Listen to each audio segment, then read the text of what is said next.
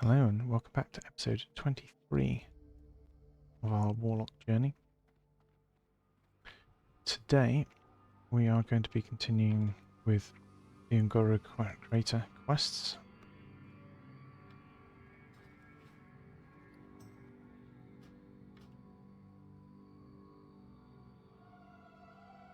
And we need to decide first if we are going to ride down here or fly in.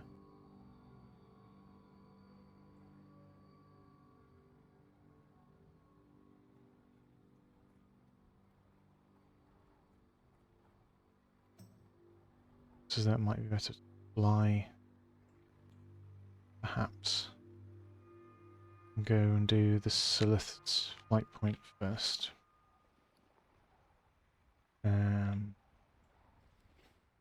Need to do this Moragrain research before we go anywhere.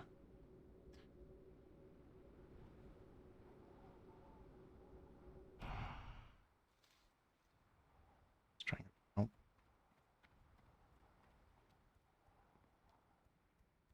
Yo, I got the best deals anywhere. Keep it real.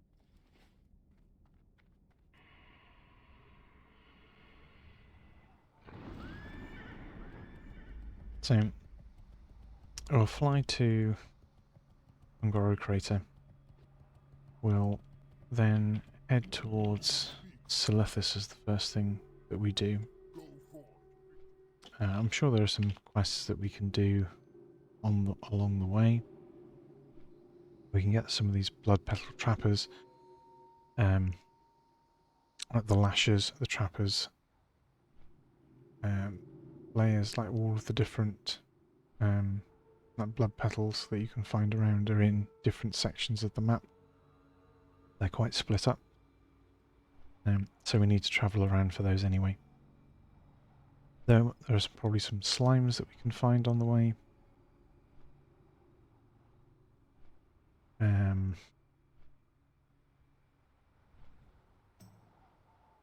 We probably want to pick up that. No, not immediately. So this river, like, this points to like the path out of Ungoro Crater. So that's sort of where we're headed.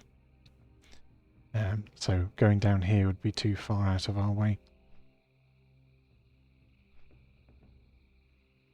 Yeah, that's the research camp that we walked through yesterday as we came past the hive and went up.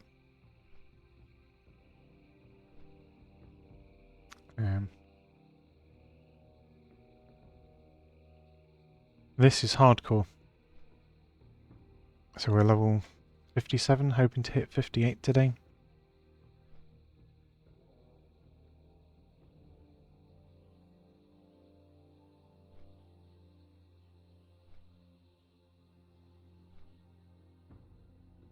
You're doing pretty well.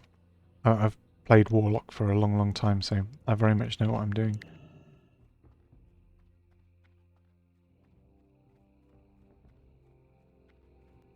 I played it in the original vanilla. Alrighty then. This is the Warlock. Very well then. Off and away. Very good.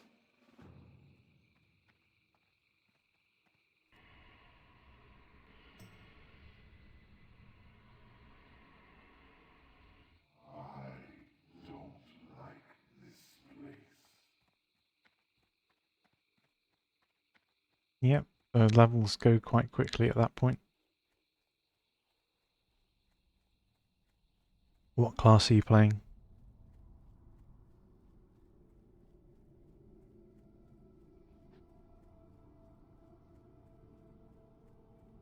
And are you playing hardcore as well?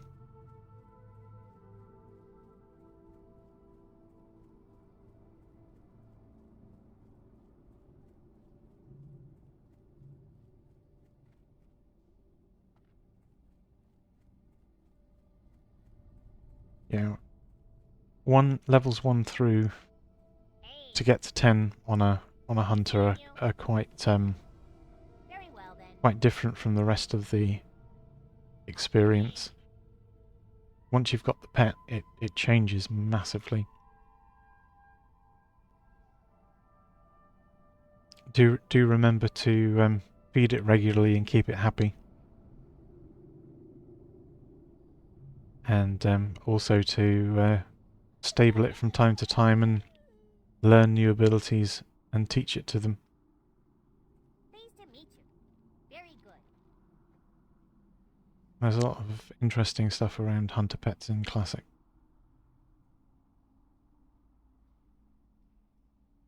Yeah, I would say hunter is pretty easy for beginners. You've got your own You have a great personal tank essentially. A bit like the Warlock. I choose to use the Voidwalker. I think it's probably the strongest and safest pet, especially for hardcore. Other people prefer using the Succubus because it does more damage. But if you do that and something goes wrong, everything is hitting you, which is why I'm not quite so keen on it.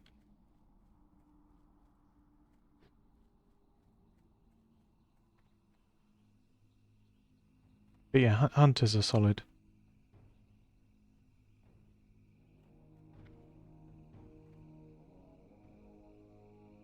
Yeah, if you're playing classic WoW, it is essentially one massive open world storyline. All of the quests that you can do tell a huge overarching story. Each zone has its own stuff that's happening. I would say if it's the first time that you're playing it, like take the time to read the quests, take the time to enjoy the experience. Like the first time you play WoW, you get this wonderful opportunity to explore something that you have never explored before, and there is so much to see and find out. Once you've played the game a lot, like sure you're used to things, you know what's what, and you can play and rush and level quickly and everything, but you never get like that first experience back. So really take the time to enjoy it while you can. You need something? Have a good one. See you later.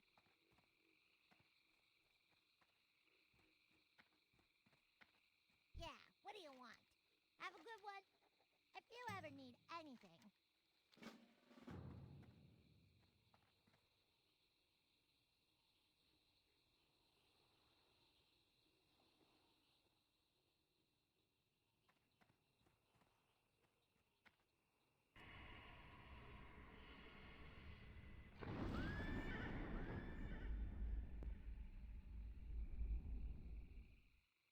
I don't stream anything else.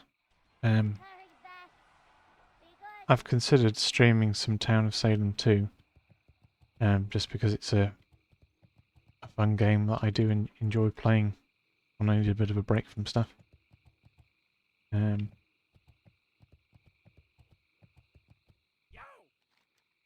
Hurry back! Keep it real! It's a fun social deduction game. May your blades never dull. Um,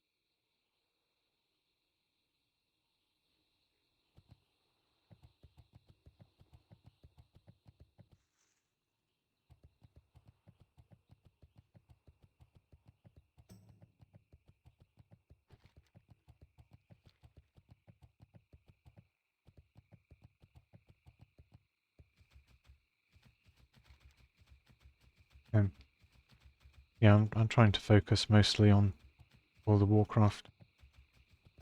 The journey from 1 to 60 is a long one. I've been streaming this every day for 3 weeks, and this is the start of week 4.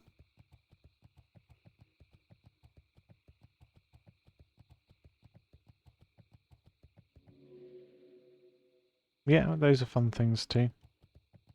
I haven't played Marvel Rivals, but I've played Call of Duty Warzone. Not played CS, but I've played Valorant.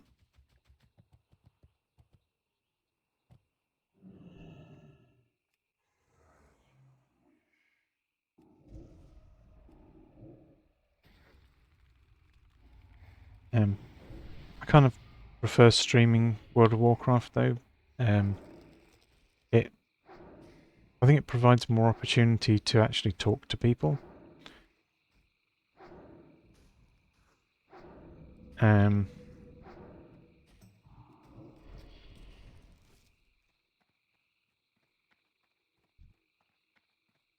Whereas if you're in the middle of a Valorant match or something, you can't sort of stop and chat as easily. Do you know what I mean?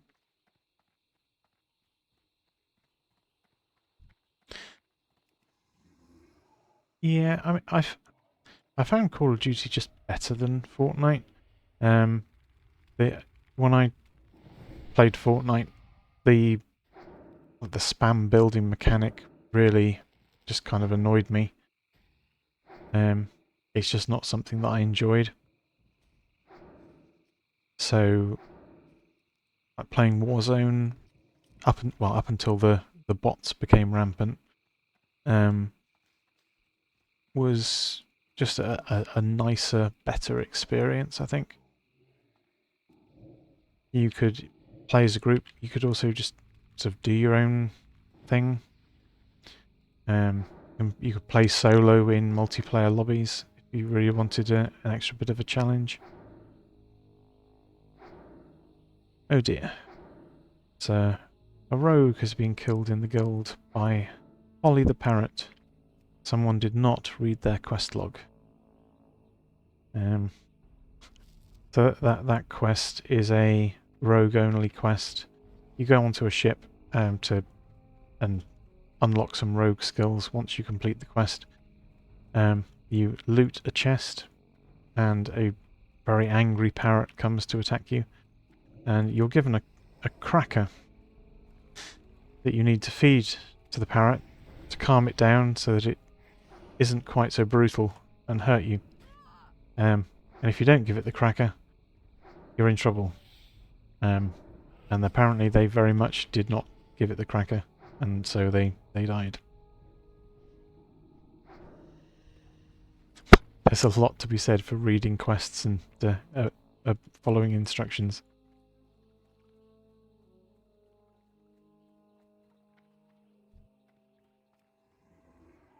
Especially if you're playing hardcore.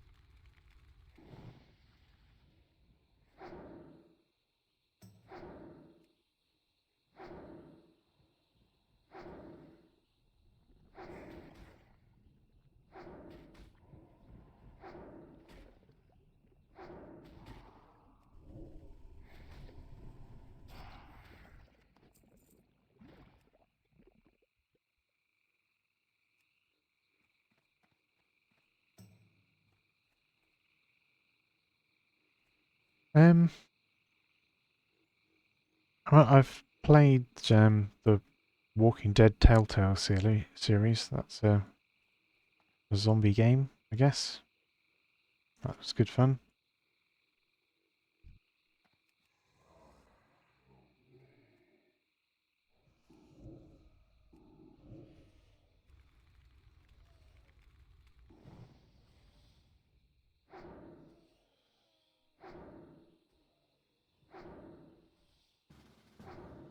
I do like that sort of style of game. I'm not so keen on the the type of zombie survival games that require you to craft 50,000 things in order to accomplish anything and have highly complex crafting mechanics, and I don't find that sort of stuff interesting, but something that's more story focused is a great deal of fun.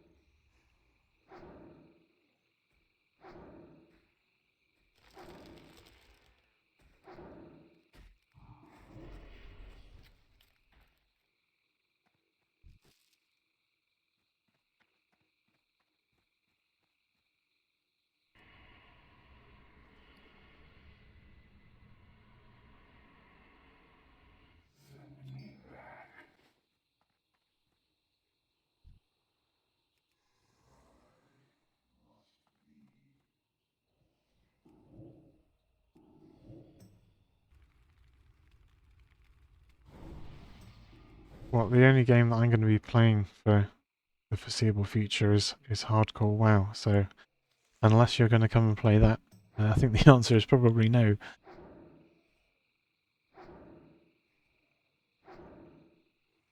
If you're new to World of Warcraft and Classic, you want to play normal first, get used to what it's about, what it is, how it works. There's like a lot of knowledge that goes into surviving hardcore, and you don't want to die to essentially a knowledge gap.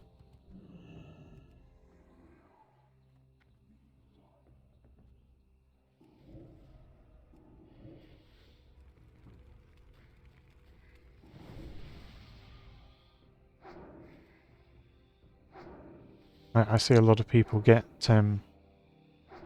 really frustrated and fed up with hardcore because they think they should be able to survive, but they rush, they take on challenges that if they knew more, they'd realise that they shouldn't, but because they've jumped straight into the hardcore game and not played the game on normal classic first, they don't realise that, they don't know that, they don't have the experience and knowledge to determine that situation in advance, and so they keep on taking on challenges that they really shouldn't, and they keep on leveling and dying at sort of fairly early levels, in the before 20, mid-20s, and after a few deaths like that, they kind of get fed up and quit. But a lot of it is simply just knowing when not to do something because it's too dangerous for your character, be it because of your level, because of your class, I do want to set up a Discord server eventually, but I kind of need to get some followers first before I have the time to dedicate and focus on that.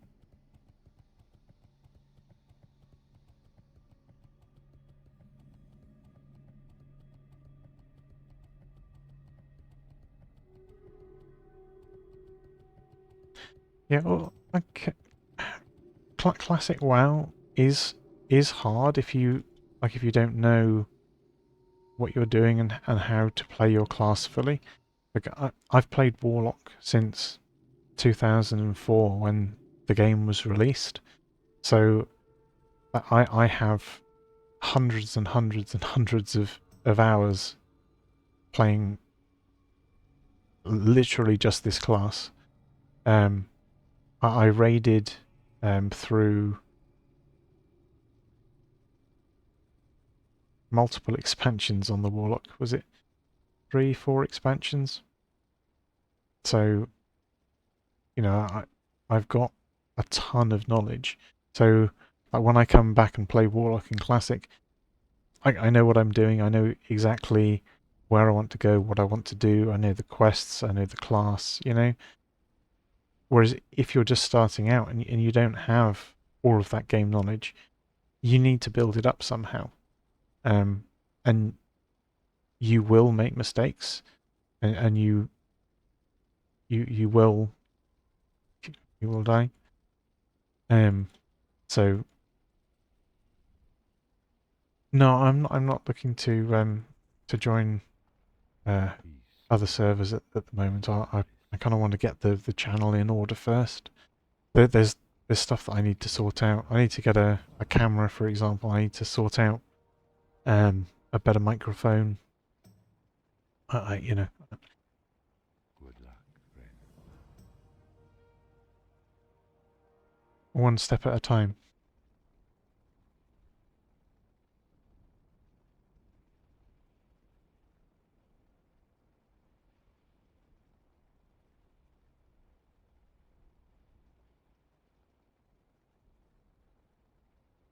Farewell. Okay, so that village location is where I thought it was. It's good. And abandon that quest now for the moment.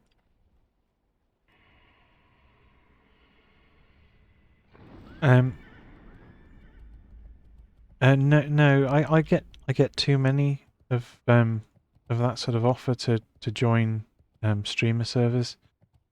I've given a couple a go already, and I wasn't keen on them. There were just a lot of a lot of noise.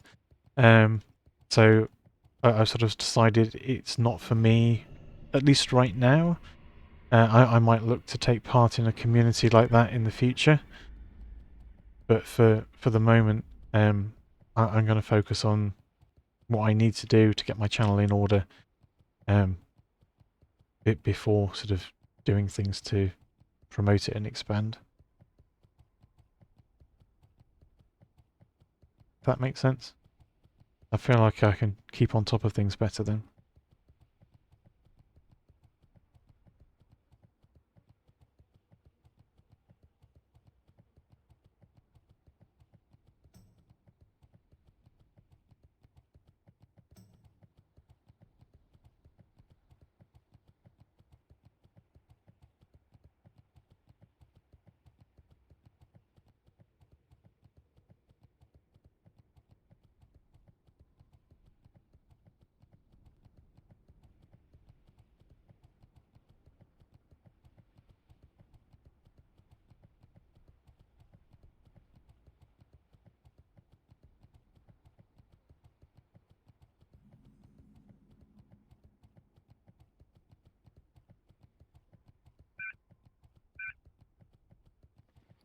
Right, so we're going to sell some stuff here.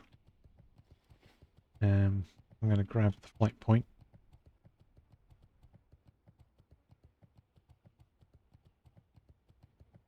We'll talk to the elder as well.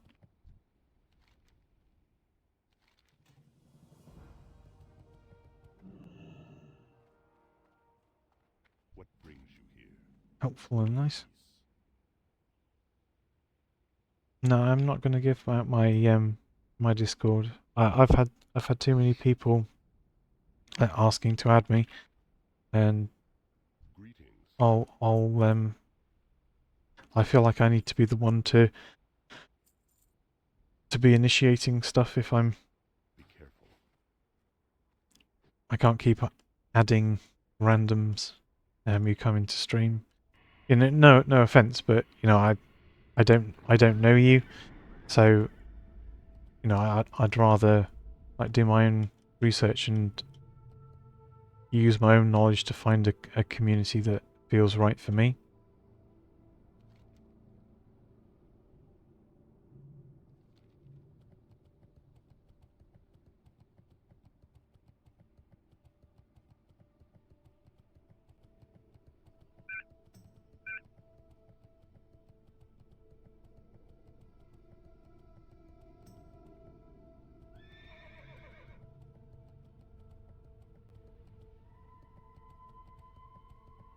Right.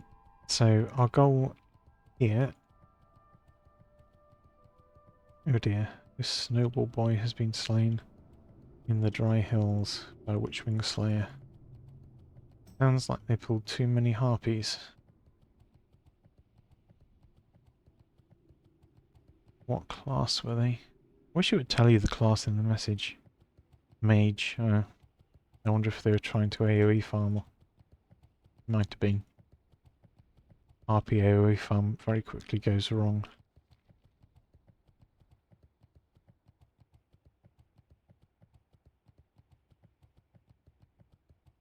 Right. So we're going to head across over here to kill some elementals. There are obviously a ton of quite tightly packed mobs in Solithus. They vary in level quite a lot, and we also need to avoid those higher level elites especially. I don't know if we can go around the top and back of the hive.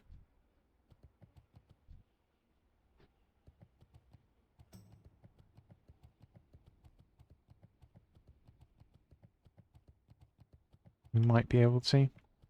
I hope we can, otherwise it's a long, long way around, which would be quite annoying.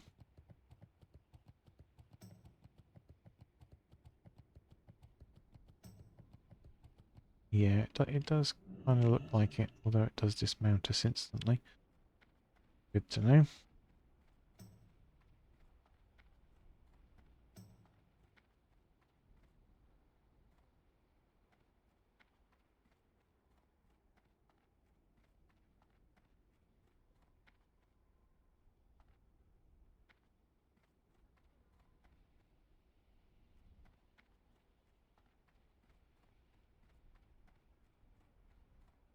Okay, so we are past the bulk of the hive,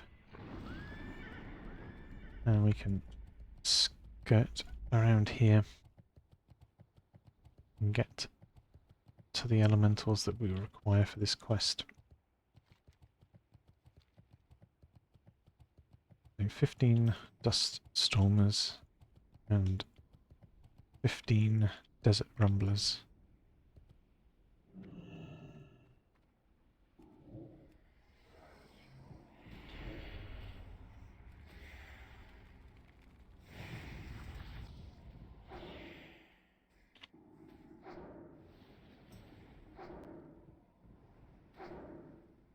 I don't know if we should be moving the void out of that cloud or not.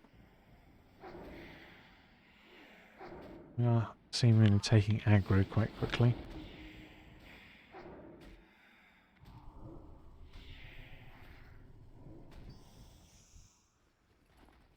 50%.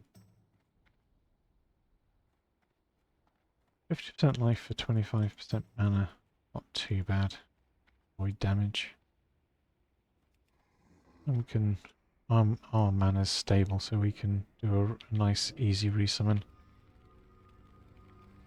Okay, so these are worth 5 Hydraxian Waterlord rep each.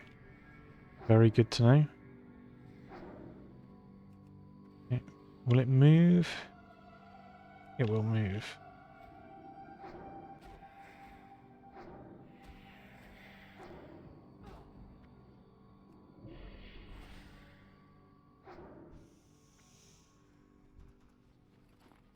Okay. Given that we are taking threat very quickly, Might just be worth bursting anyway.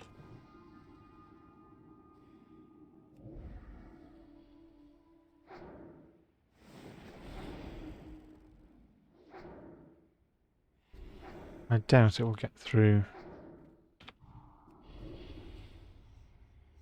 the sacrifice shield.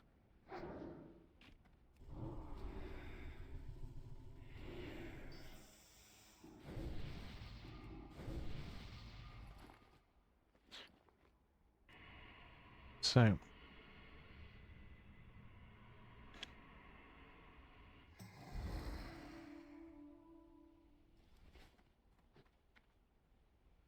more green research. Remember.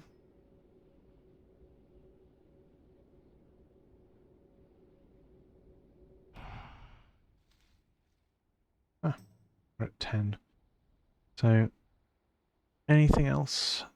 Anything else that we get from this is a random bonus. Or we can simply just destroy the seeds.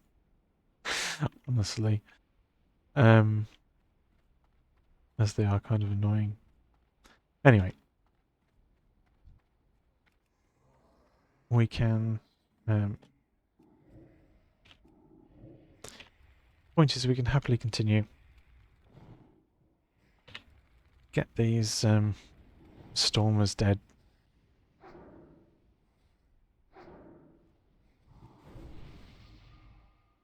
It looks like although we'll have to do a significant amount of resummoning of the Voidwalker, is not going to be like difficult or arduous as far as our own health is concerned.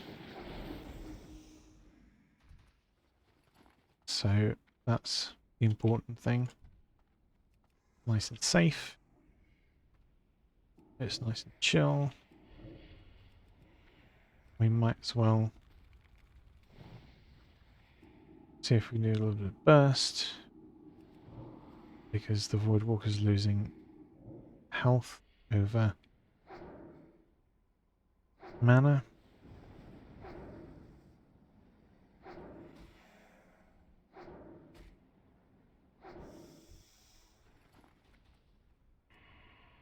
Summon.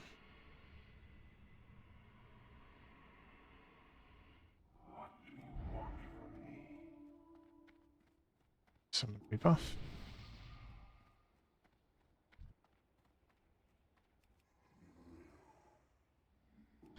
Ooh, this is 57. Okay. Probably do need to use more resources than normal on it.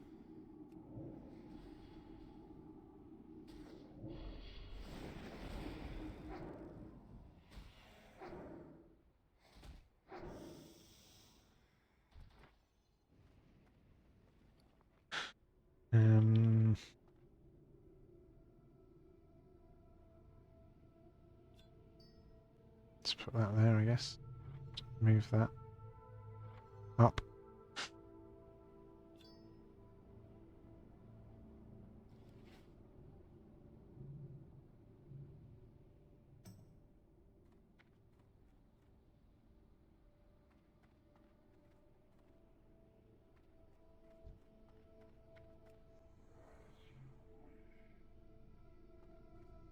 Now the storms are happily like far enough apart that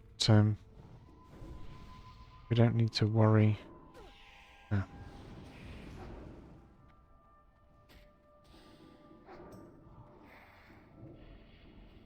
don't need to worry about pulling loads of them. We'll move in here in a minute. We're halfway through, so it's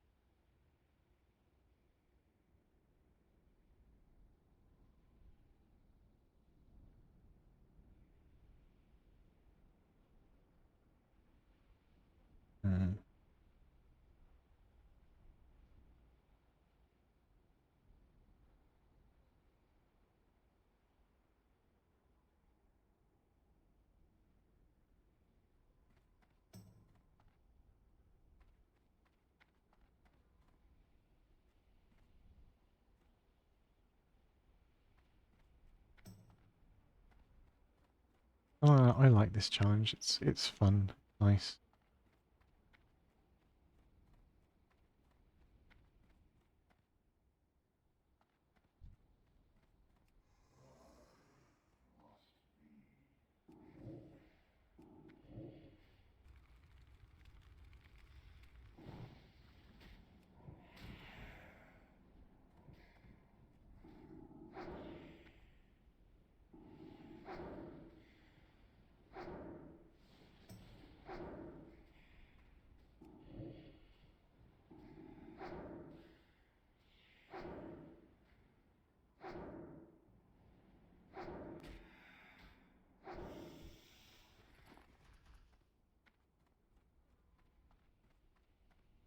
Okay, so the rumblers start here. Okay.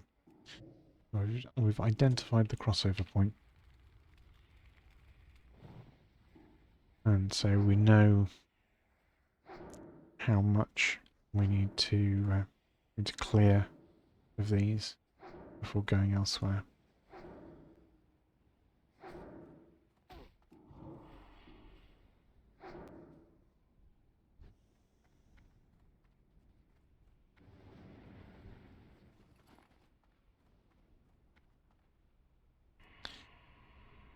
Um,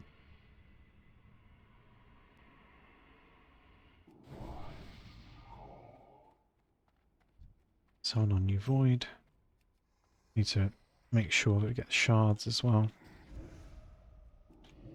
Level 57.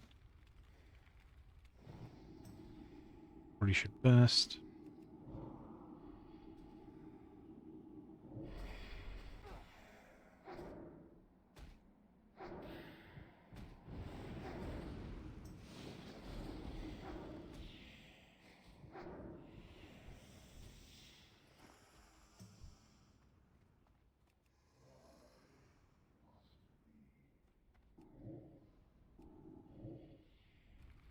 Level 55. That's going to be more chill.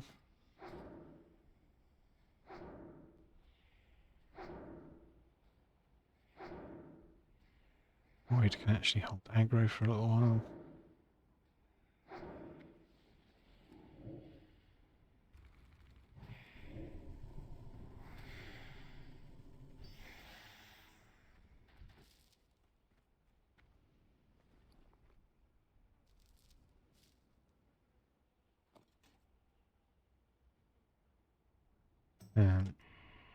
Need to resummon.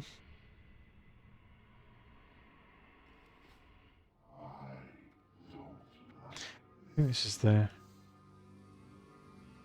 first, I suppose, properly intensive resummoning that I've had to do. I think it'll be less on the rock elementals. The it's just that the damage here is elemental damage rather than physical, which is not something the Voidwalker does so well against.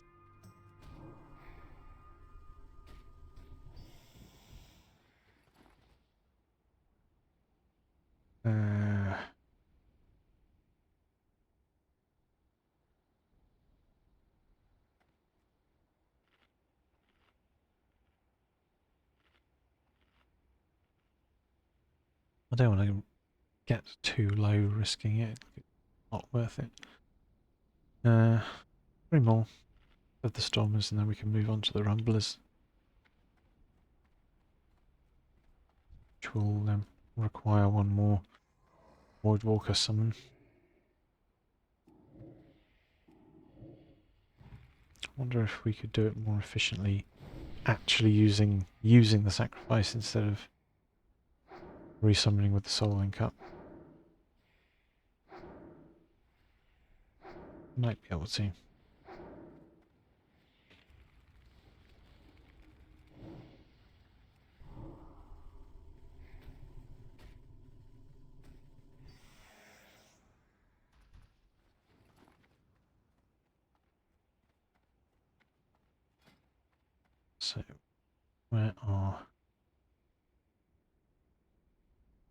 Twice for 3,000. Okay.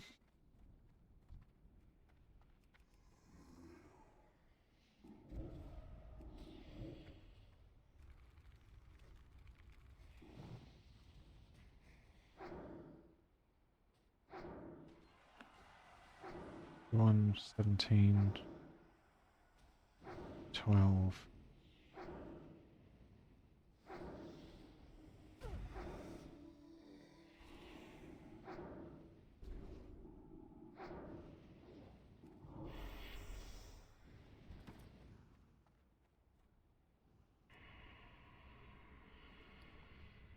$14 slot bag. Hooray! Um,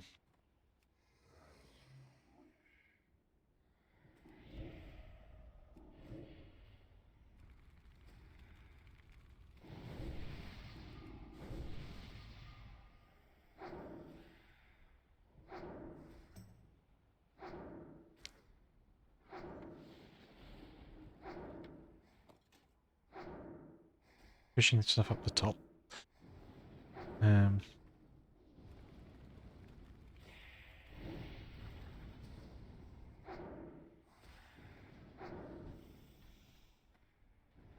and we've got mallet and transponder, usable potions, food, bandages, potion, other potions. Scepter falls into that category there. Um,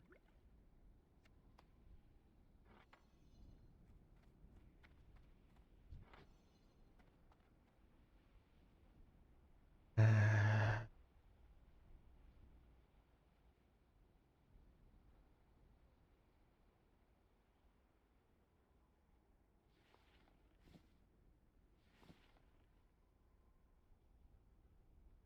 yeah, so kind of want to move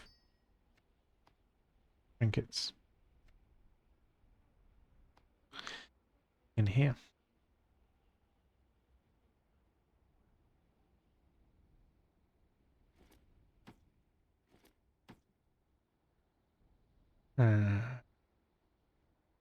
Quest item, go there.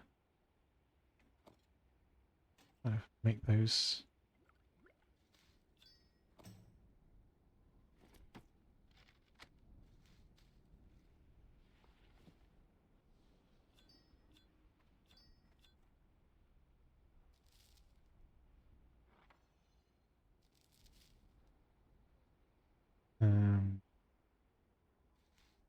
Quest item.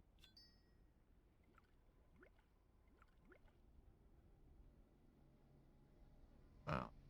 4 extra bag slots make a huge difference.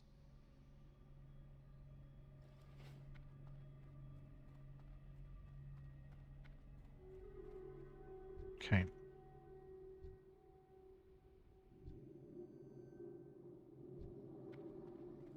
The rumblers move around a bit more.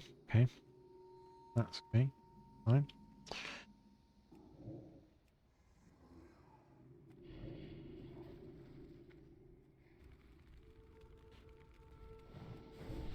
We'll see how the Voidwalker's health.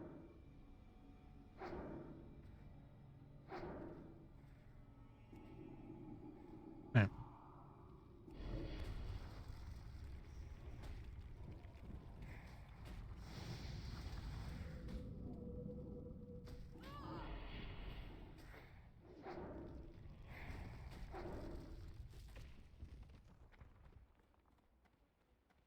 Yeah.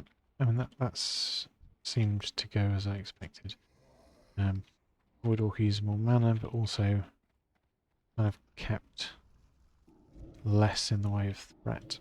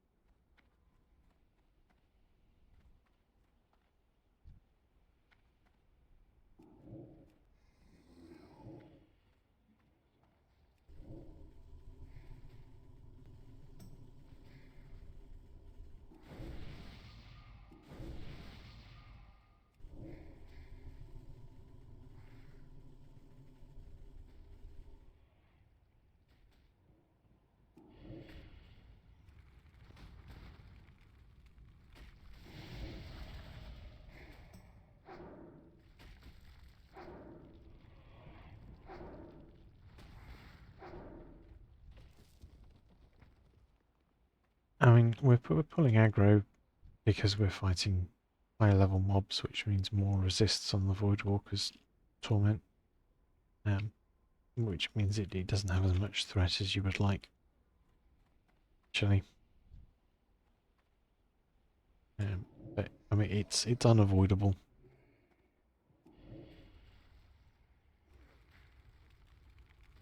Do we just triple dot and leave it? Because the Voidwalker is taking less damage than fighting the Dust Stormers, like considerably less damage.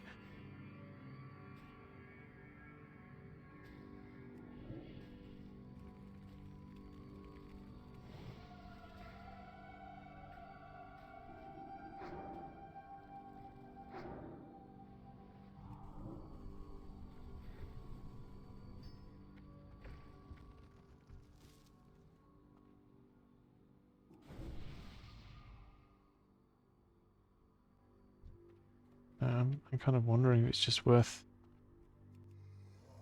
letting it be, essentially. If there's room for extra attacks, there's room for extra attacks. Otherwise, we triple dot and wait.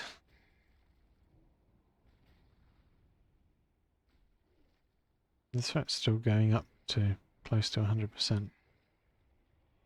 And then we need to recast.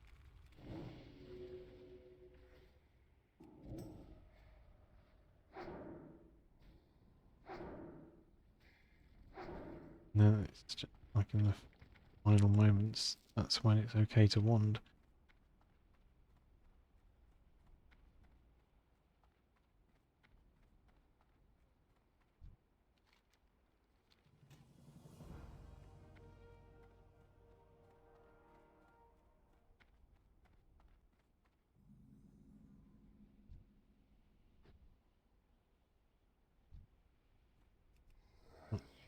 Let's try on a level 58. How does that strategy work there? Because on the 56 it worked fine. That's because there weren't any torment resists. Yeah, not so good.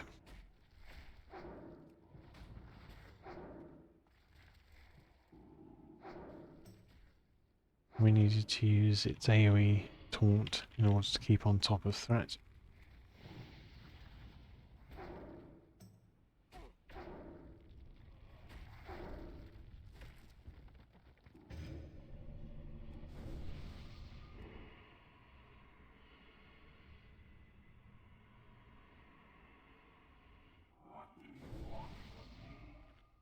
Can't believe we're actually having to eat and drink. That's annoying.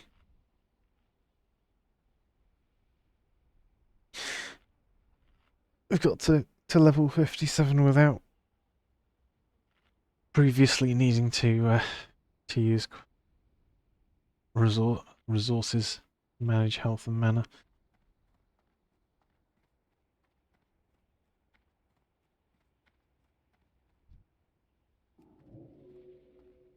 Other than food buffs.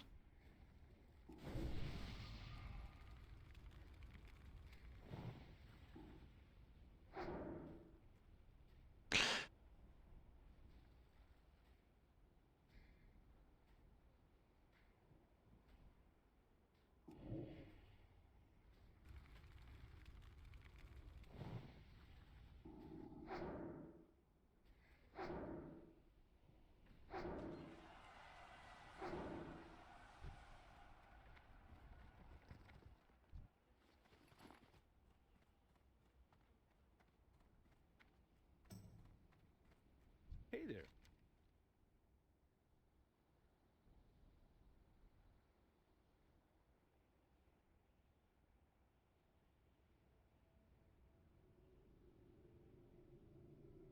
Have a good one.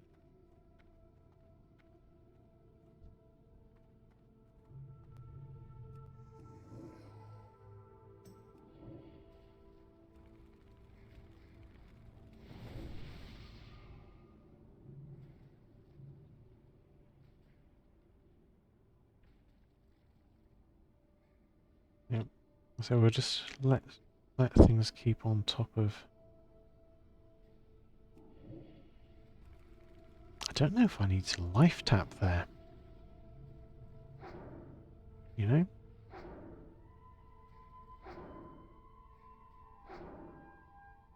With that mana for 5 on top of the spirit, I think I might do better to not life tap as standard after that initial triple cast. So normally what I would do is I would apply the dots, life tap and wand. But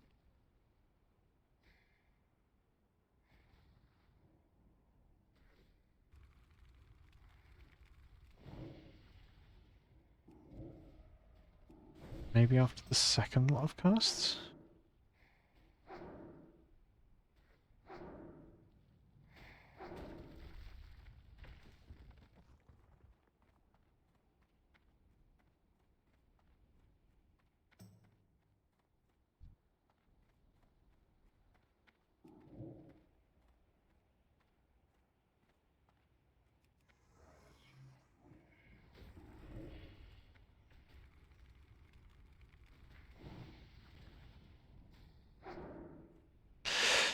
Should even be wanding so that the void can keep threat.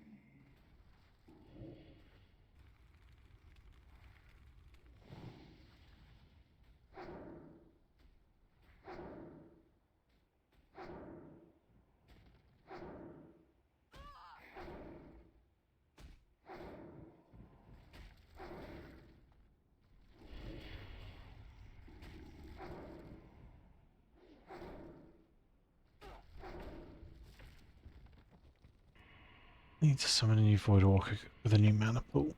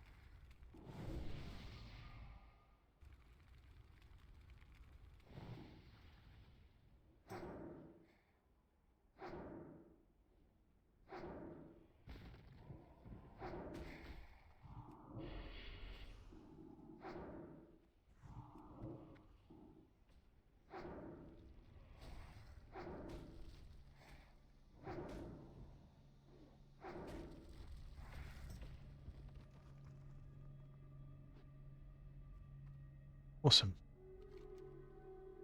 So, it's done. To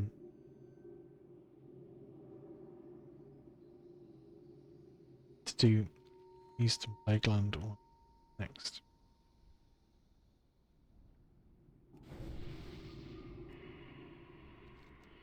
So when you just get back to Cenarian Hold, it's going to be easiest, I guess, to go underneath the hive instead of over it. Now we have sort of more visibility of the map and where everything is.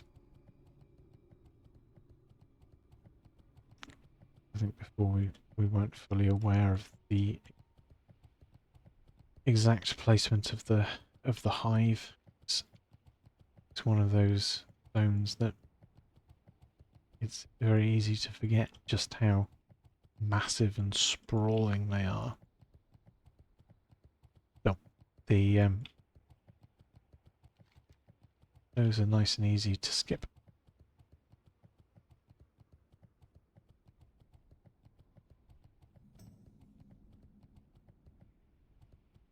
$59. Don't really want to run through a camp of level 59s, especially casters. They will do a whole lot of damage. Go around that post slightly. Oh, thinking about stuff. Want to turn on spotting the rares. Why there isn't a setting seemingly to do that completely. Oh, and we also need to do our gathering.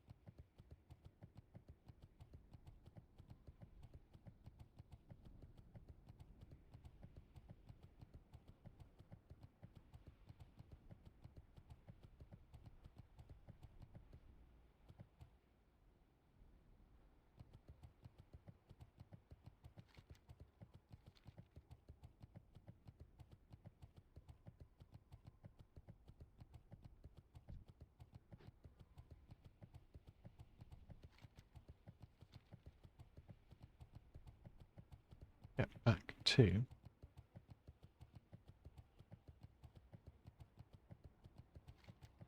road.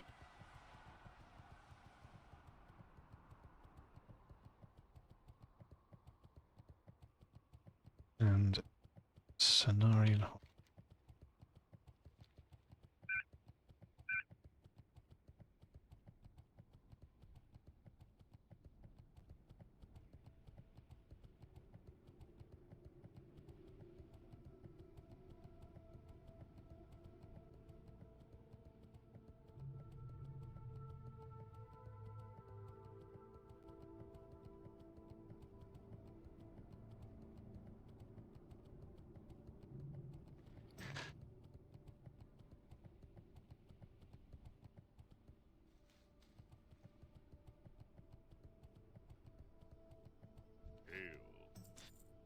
We've done everything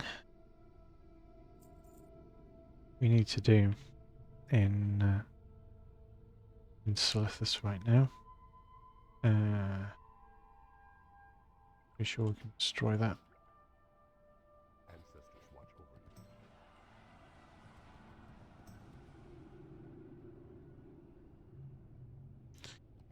Um, yep, How may I aid and then we can fly back to you? Farewell. Ngoro.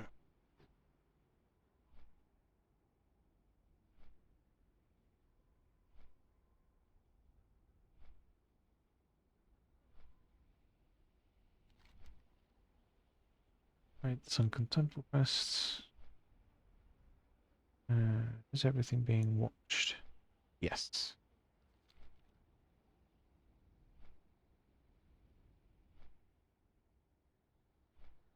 Not only is everything being watched, we have one extra quest spot in our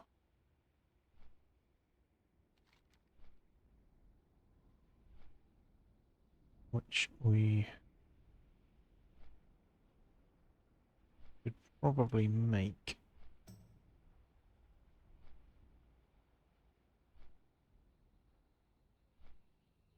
Chisels fire.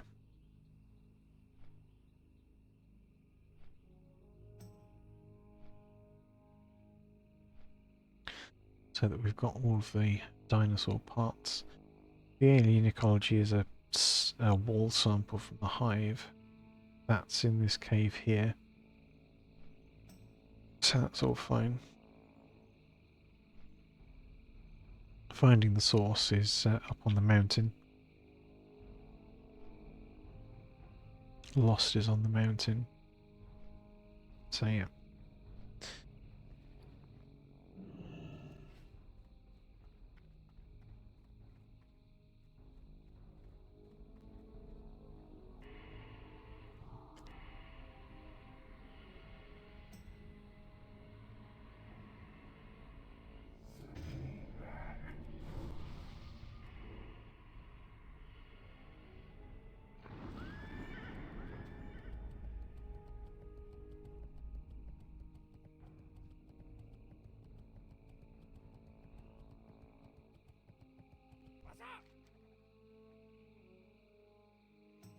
What's up? Glad I could help. Right.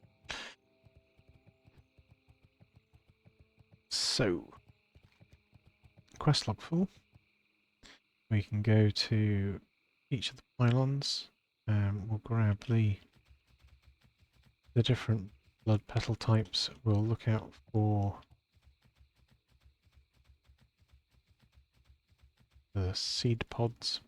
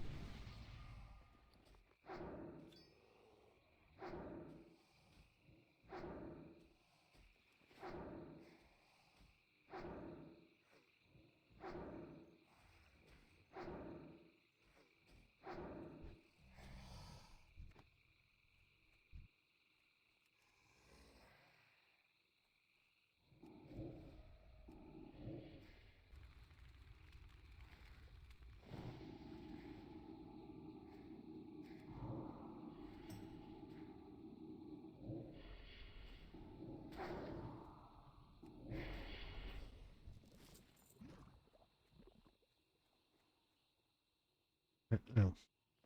Yes. Continue with more green research.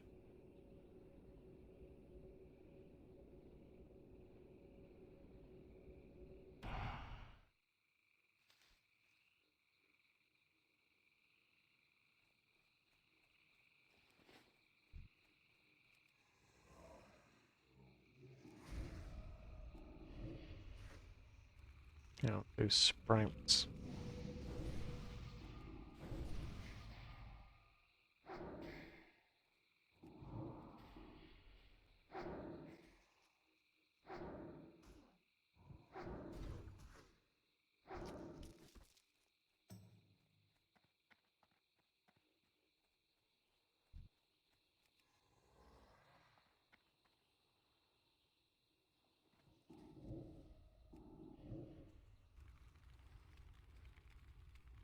Notice there's a good number of the players here. These plants are, I know they don't look it, they're really dangerous if you're not careful. I've seen a lot of clips of people just going, oh, plants are easy, let's just pull 3 or 4 of them. It's fine, it's fine. And then they discover just how much many of their layered abilities are really, really, really dangerous. And they get into massive trouble just by disrespecting how tough they are.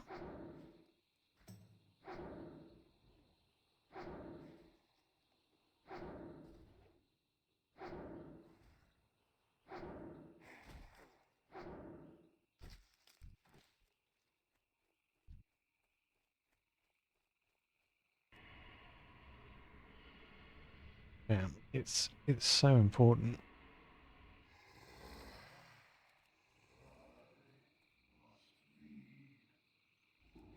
You need to be respectful to what you're fighting. You need to know what it does. Every time that I've been like in danger, either I haven't been respectful, or I didn't know what it did, or you know, there was always something that there was a reason. Like the first time we fought Shadra on this character, I shouldn't have done. I shouldn't have tried it while like 3 levels under.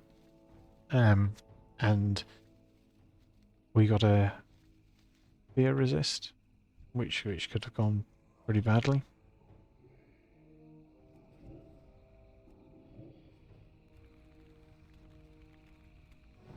I didn't anticipate how fast she would kill the Voidwalker at the beginning.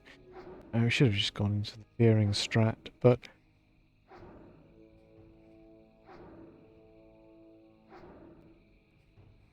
like it was so avoidable. And when we did, I don't know if she crit. I think she must have done or something. Affected by mana drain. Yes, it is. That's why it's being rubbish. So why is it got no mana? Would be why.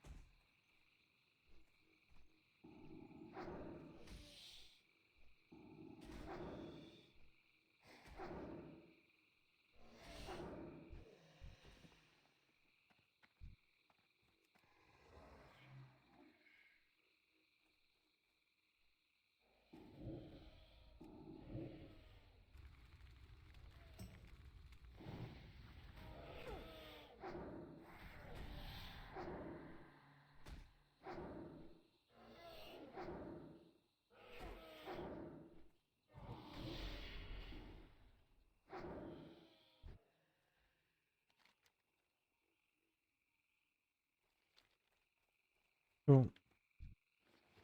Northern Pylon examined.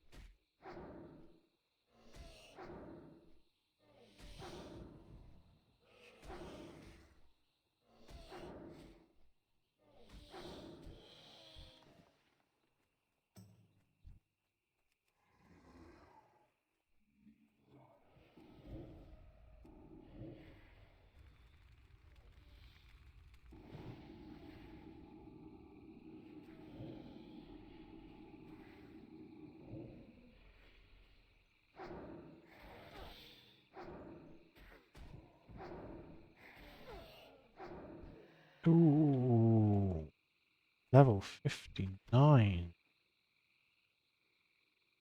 Yeah. That area is you've got to be safe in that area. You have to be. The mobs are tricky. You can't disrespect it. Can't disrespect it. But I don't know if they were solo or what. I expect they were solo. Thinking, oh, everything's fine.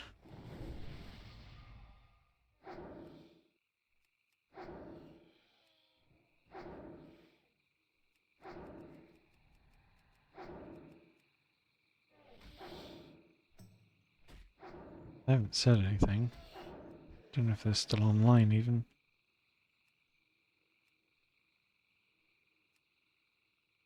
They are still online.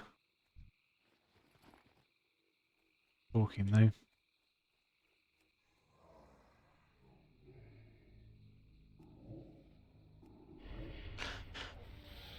Yeah. 59. Not what you want to do.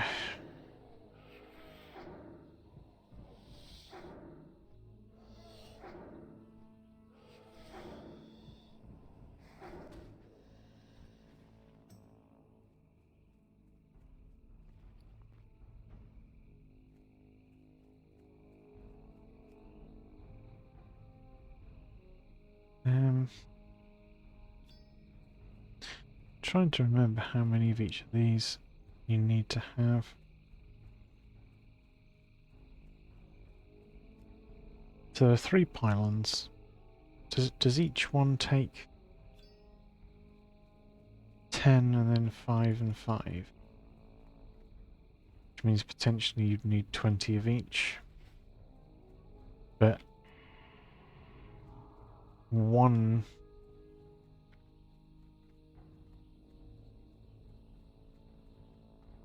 yeah, regardless of there are only 3 pylons, so you can only have 3 main colours. So one colour you need less of. I can't remember what that is. So we're not going to do the gorillas at the moment.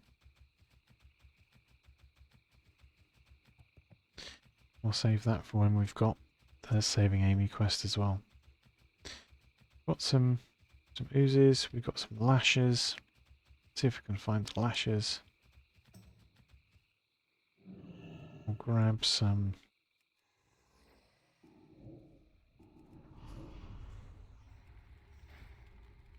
crystals.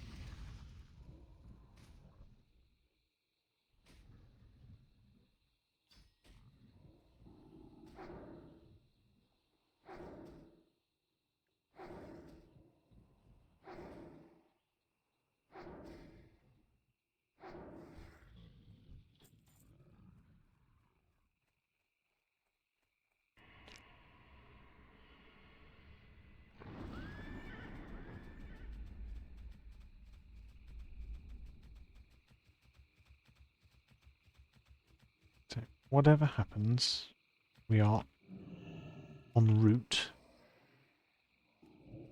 for red crystals, regardless of which colours are dominantly required.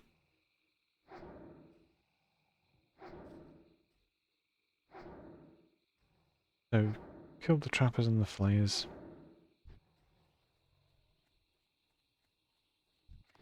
I'm assuming that the awkward thing about trappers is a route. That's their danger.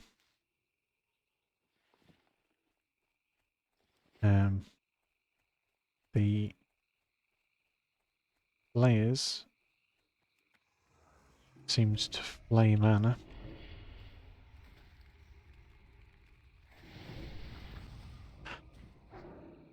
And that was really pretty harsh. I mean, it wipes out the Voidwalker's mana completely, making it unable to do anything. If that was on you, that would be not nice.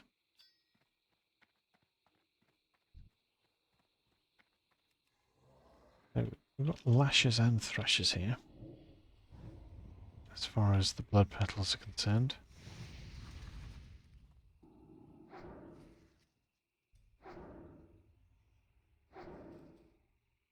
So we'll kill both.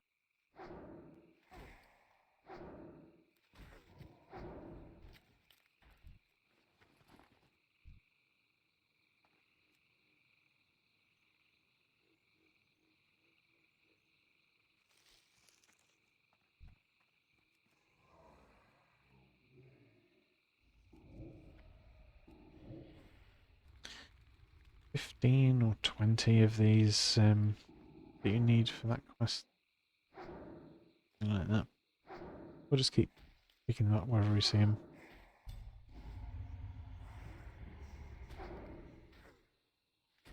And I'll each do.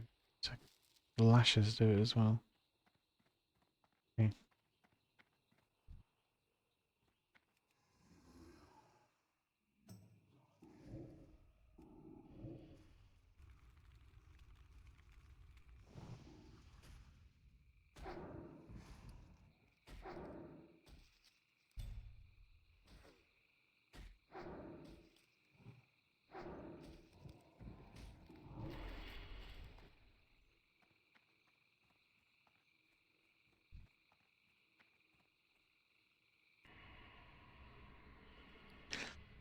Well, to face whatever it is we're facing,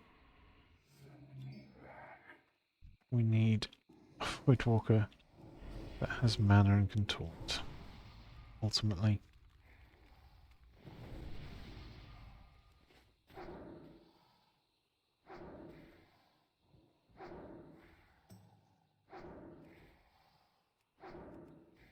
Anything in the end?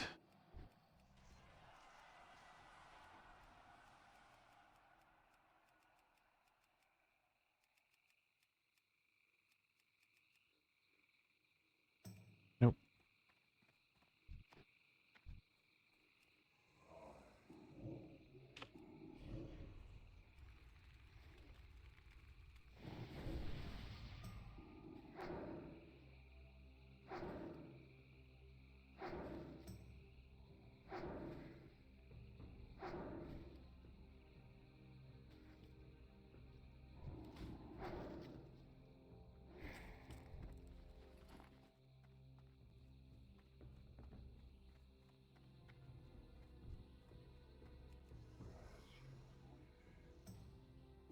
They all have the same type of poison then? They have different poisons.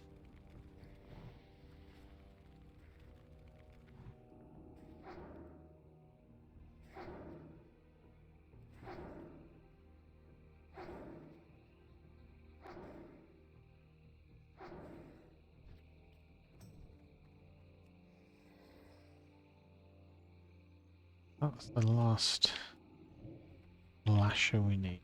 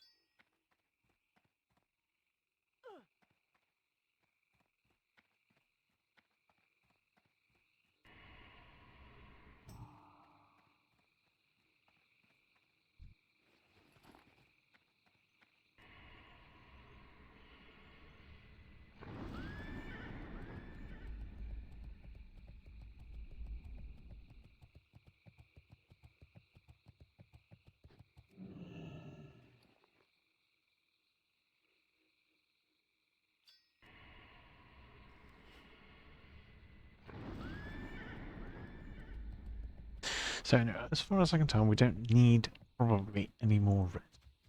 So we need all of the others. We need multiple more thrashes.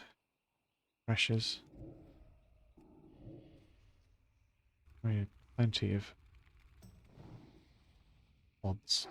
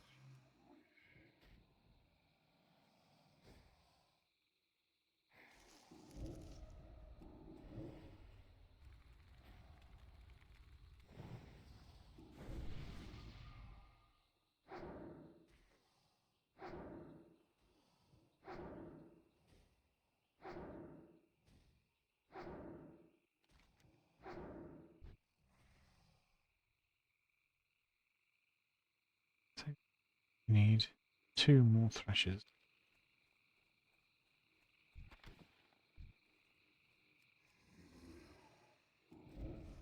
Speed 1.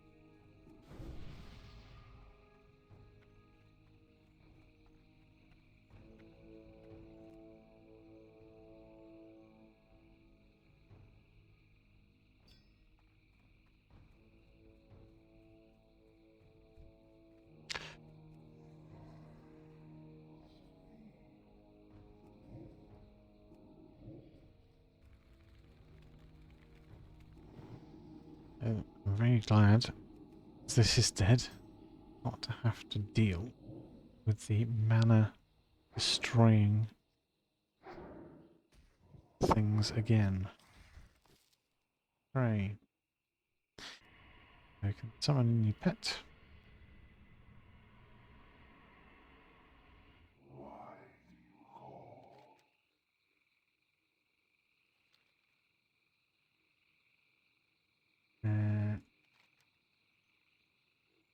That's done.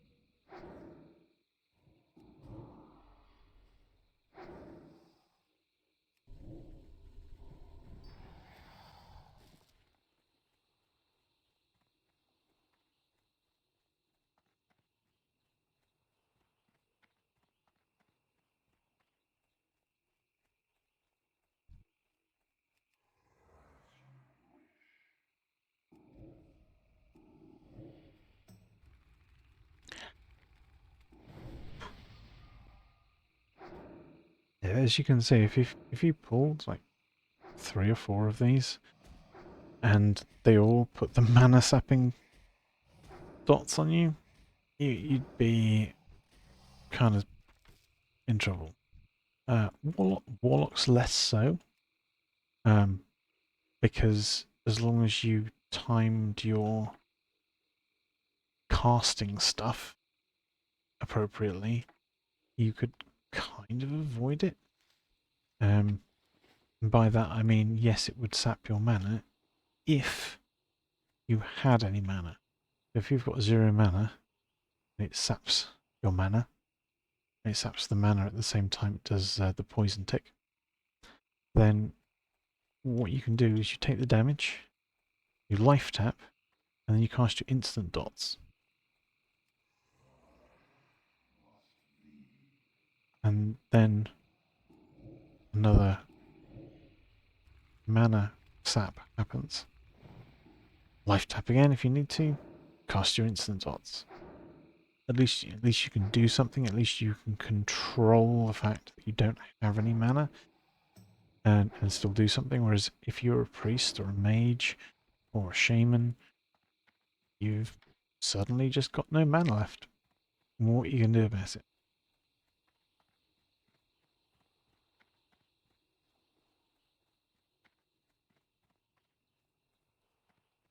And the answer is not a lot, and you suddenly find yourself with 4 mobs on you. One of those mobs possibly even roots you so that you can't get away. You've got no mana, can't heal, can't damage. What do you do? What do you do?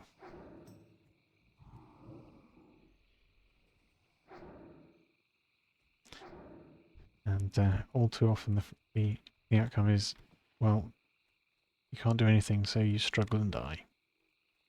And your character's gone.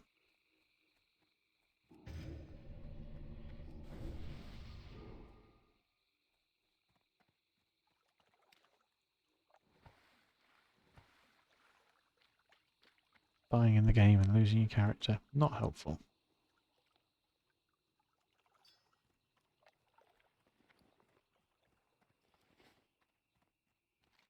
Okay. Need this other pylon explored.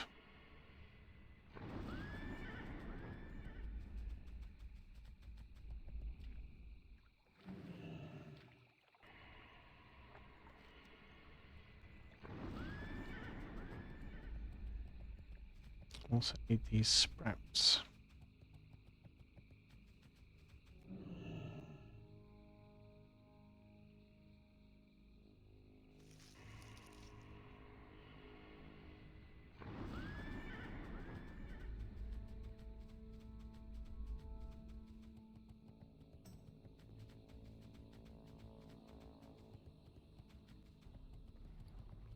Yellow and green.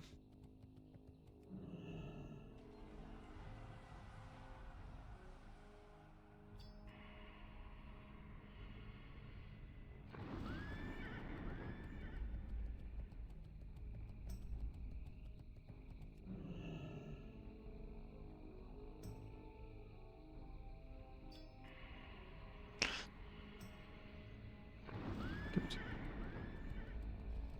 I need 2 yellow, 2 green, and about 11 blue.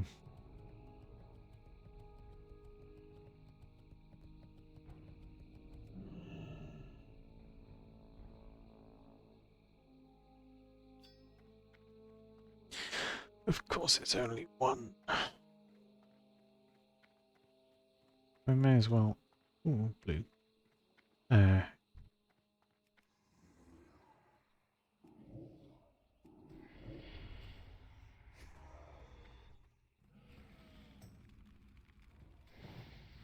Grab the mounted silver sage.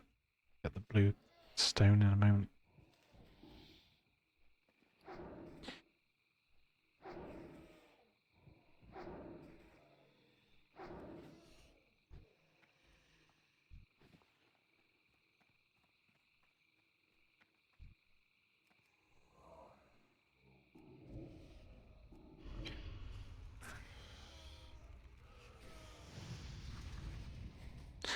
Oh, these are only fledglings. They don't count for the pterodax and the frenzied pterodax. Okay.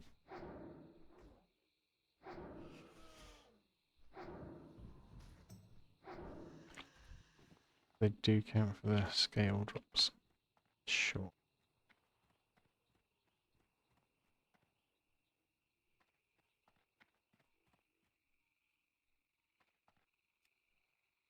Why is it more awkward than necessary?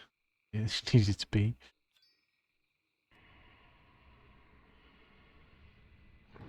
Okay. So we can kind of ignore those.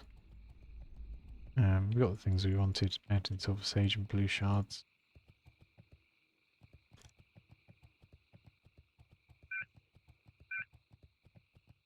Come down here. Check this pylon.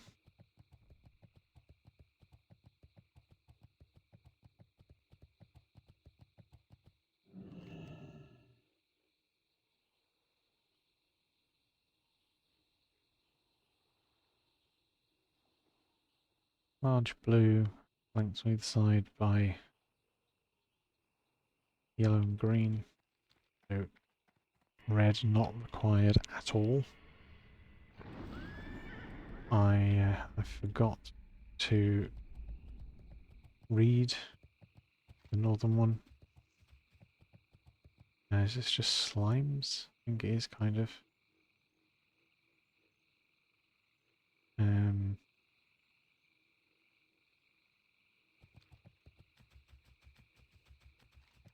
Guess we want to go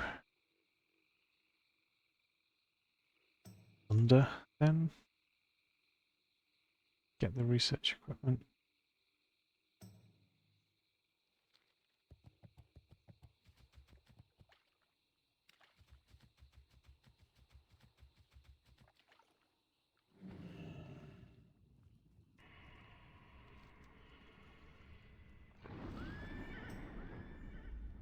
I don't think there's anything specific up that way. We do need the research equipment down here.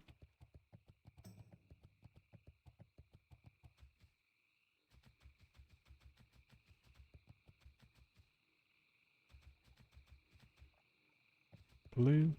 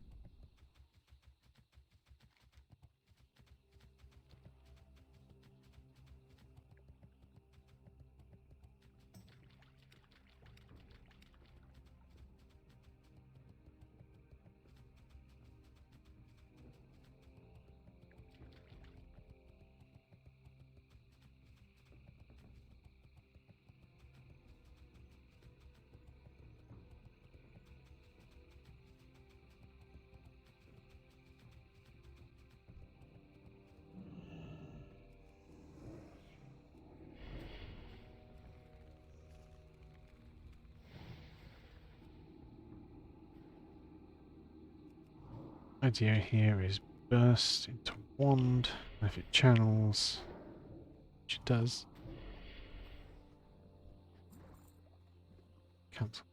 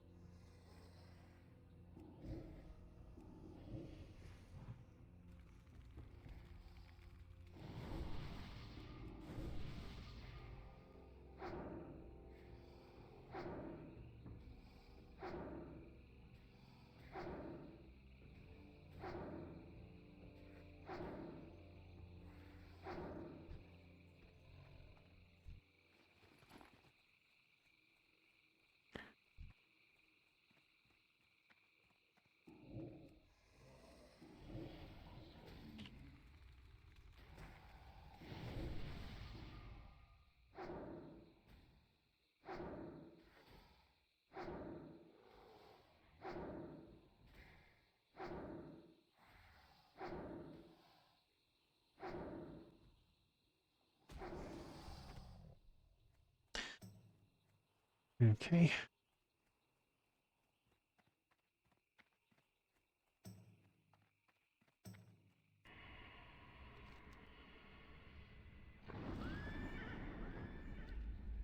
Eventually need to stay on due west.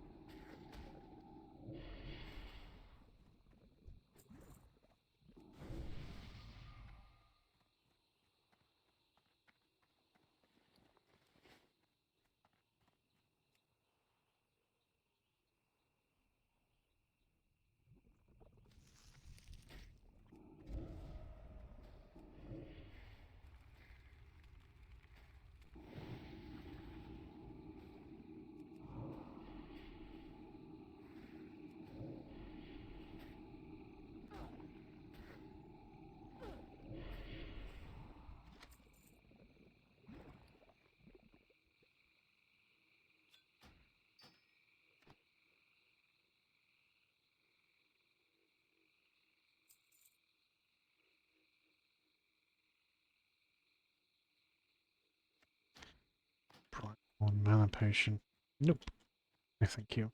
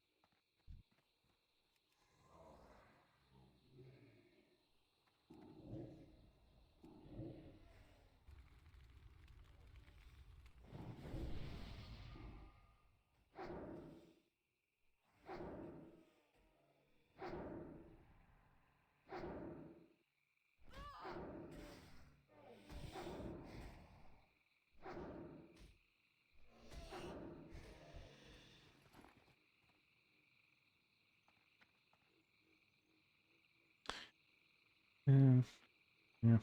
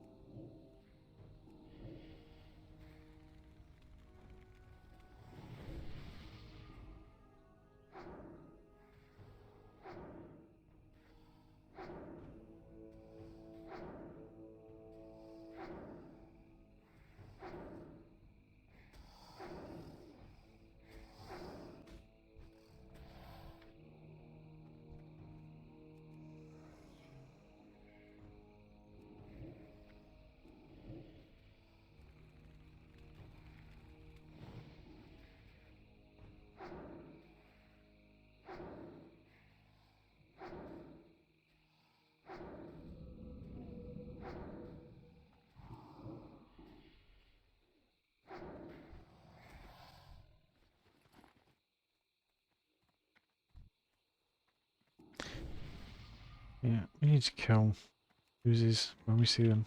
I think we're painfully low on ooze samples. I think we had to go through at least 20 to do the other quest, so going back up above 20 is important. If we're aiming for more like 30, then we do need to make sure we actually get there.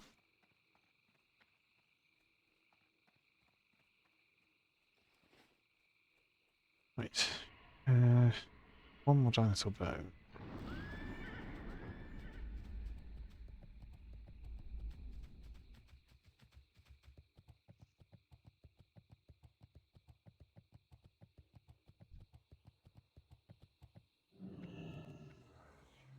And we can focus on pterodaxes more.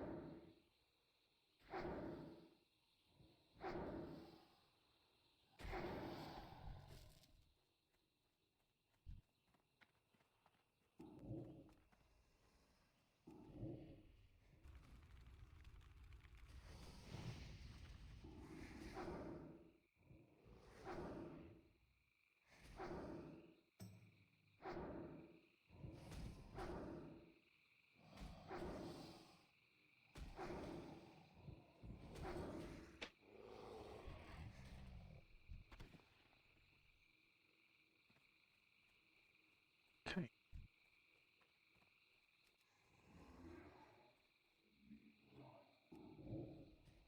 It's odd.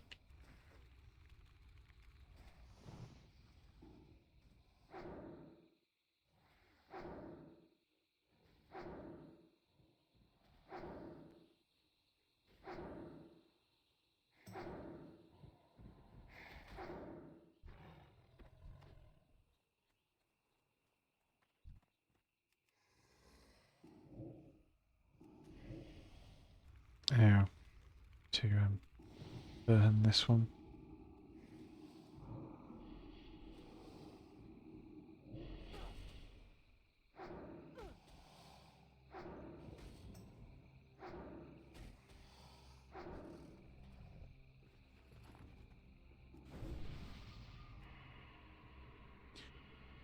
There's one there.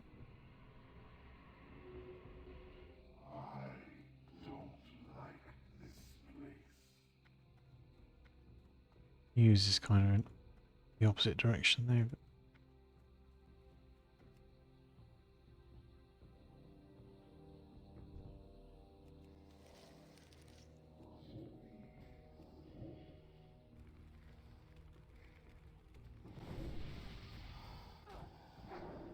what?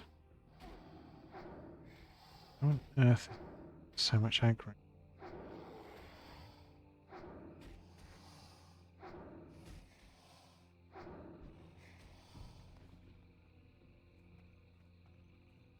Okay.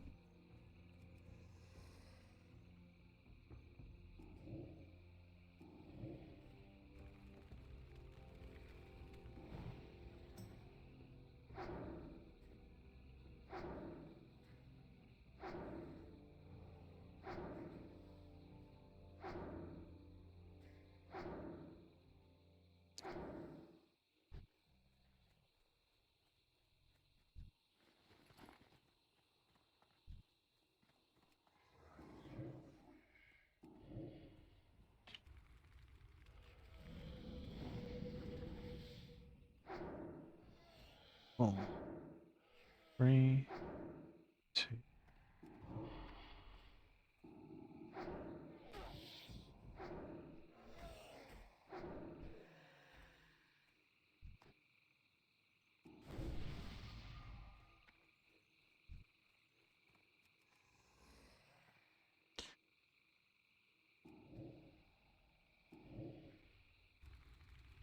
Maybe there was a resist or something. I don't know. For whatever reason. The last time actually we got massive aggro on really super early.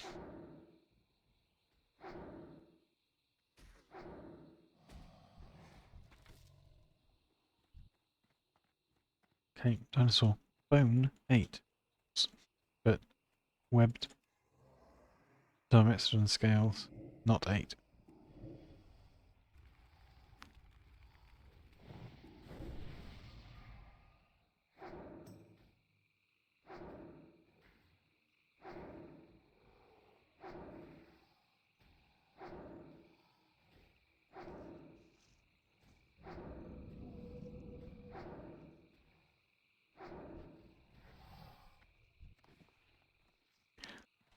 Hooray!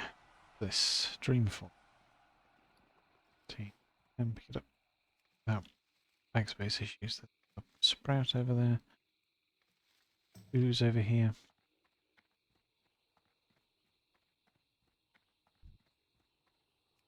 Pterodax as well.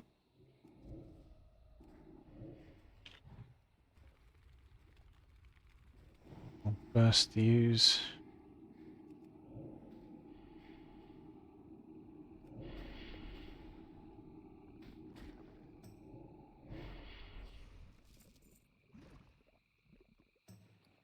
Broken weapon.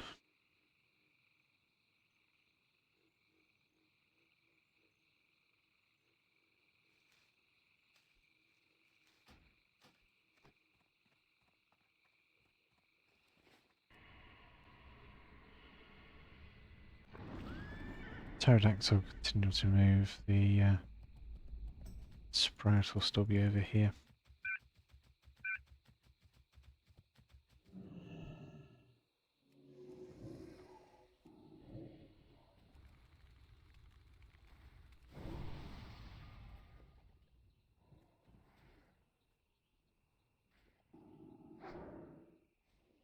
Resist.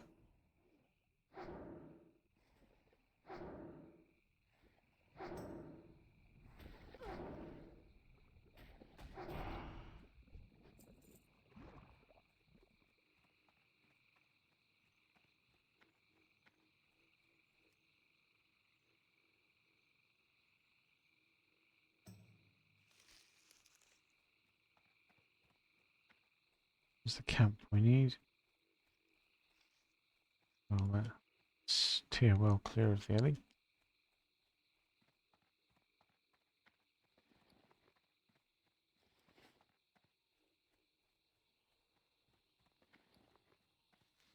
Destroy the cave mold.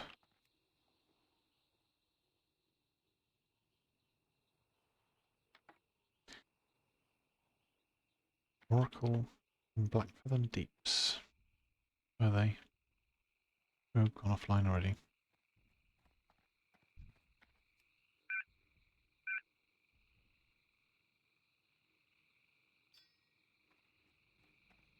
Five, 2, 1.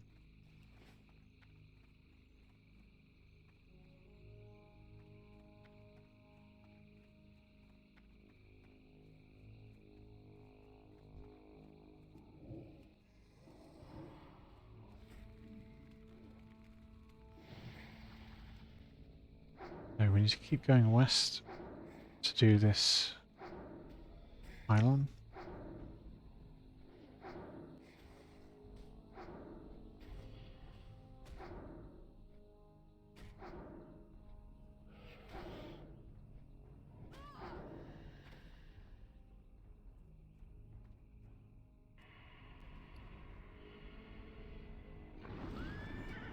Destroy that.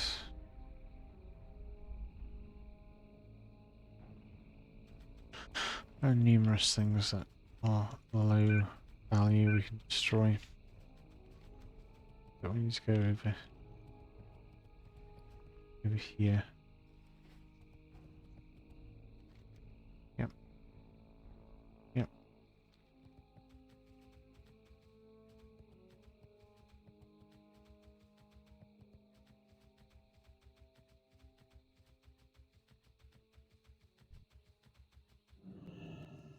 ooze.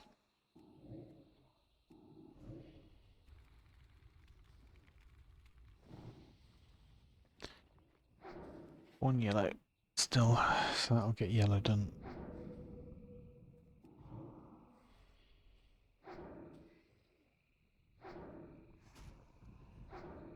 Sprout there as well.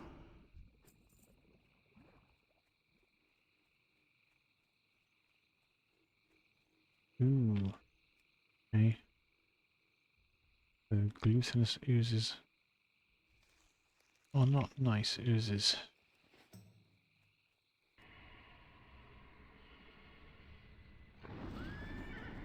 It's a lot of armor reduction.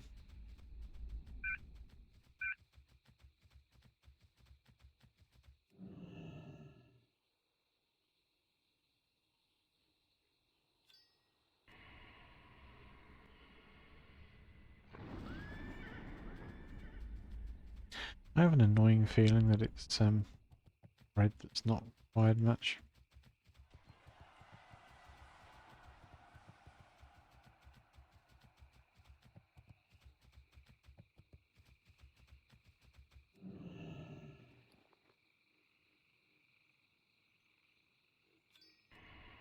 Excellent. Just 5 blue. Okay.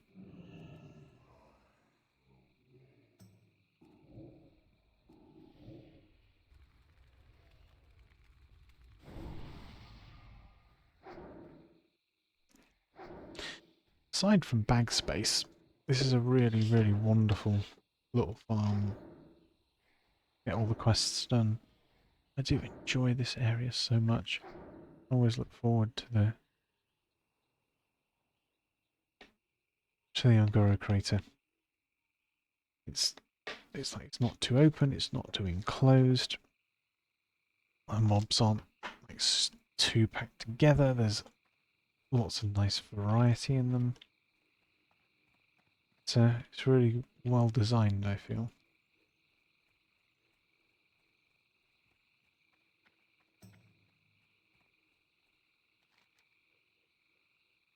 Large red circle, no, it's flanked by blue and green.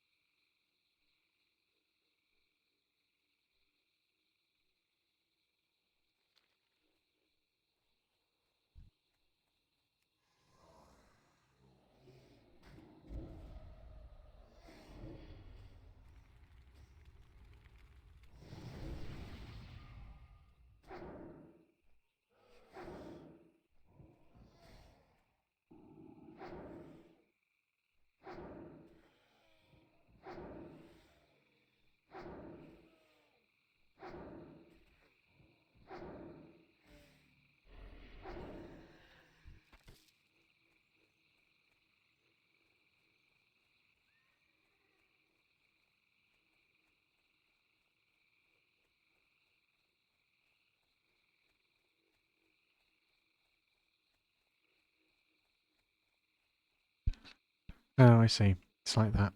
They grabbed the mountain silver sage. No wonder I couldn't see it anymore.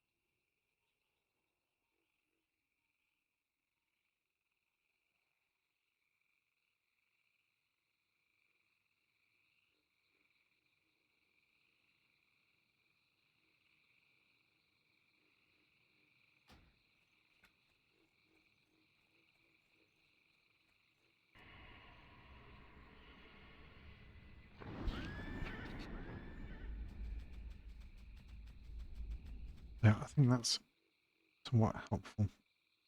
Um,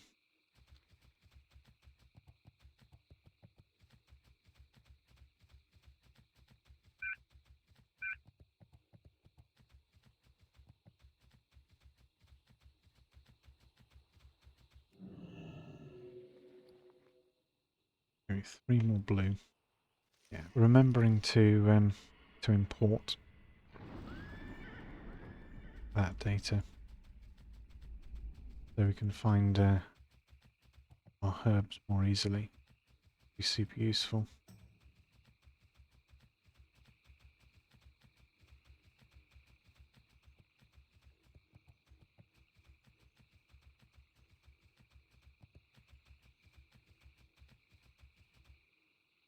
Hmm. Not aggroing.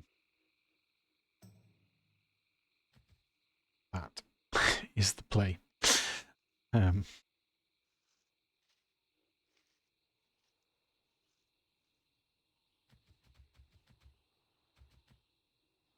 I want this. I'm not dying for it.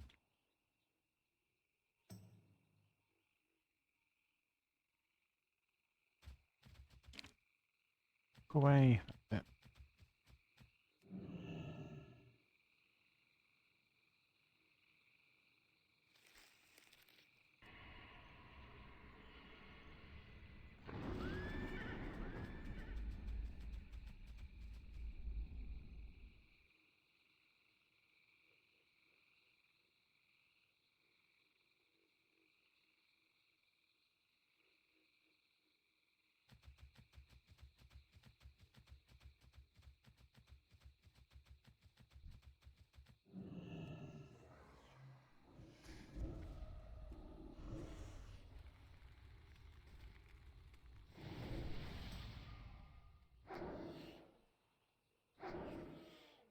Some people might want to kill it.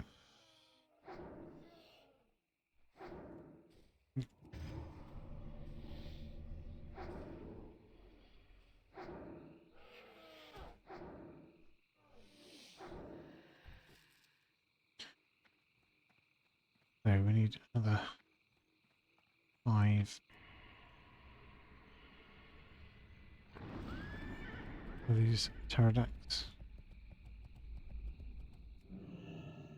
We'll go up here as well because there's more likely to be mountain silver sage up there.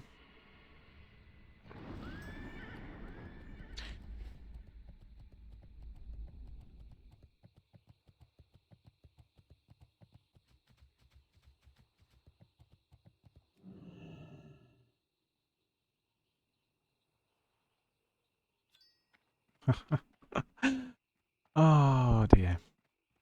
Need 3 crystals. Each node drops between 1 and 3. Open 2 nodes. Get 2 crystals.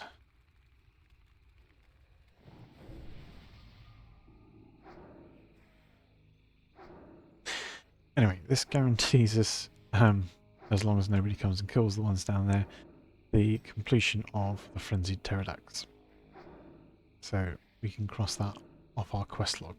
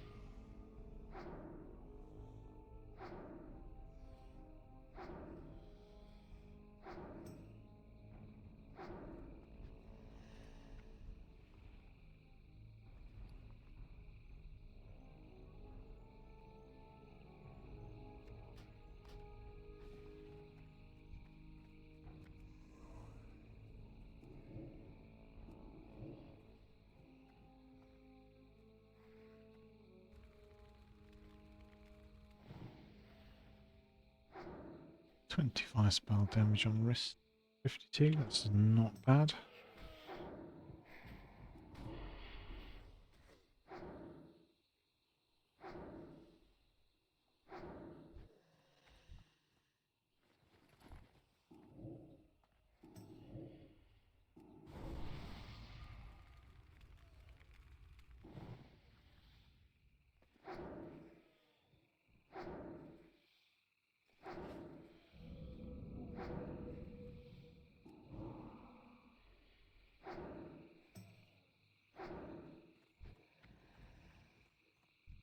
can't remember what the maximum is.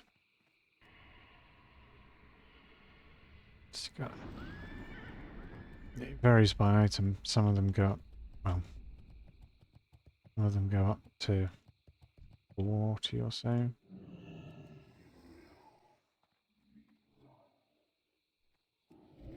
$30, $40, depending on piece of gear.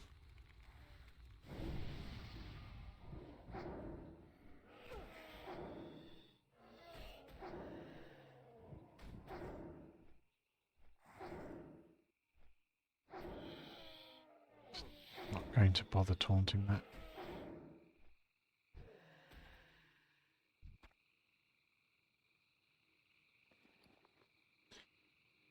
Um,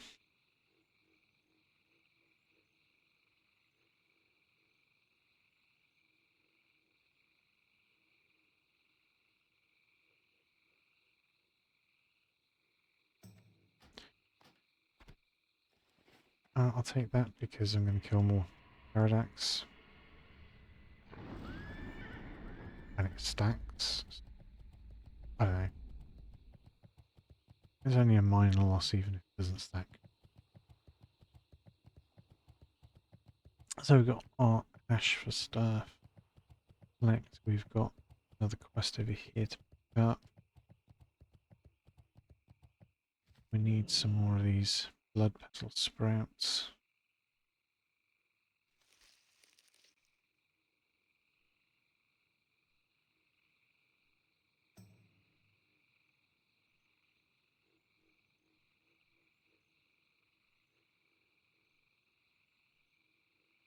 Um,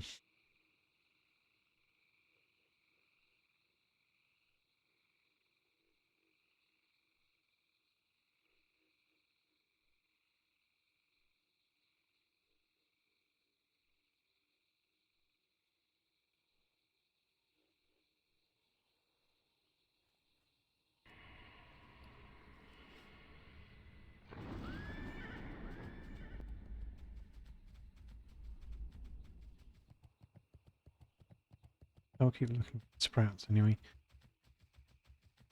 There's one.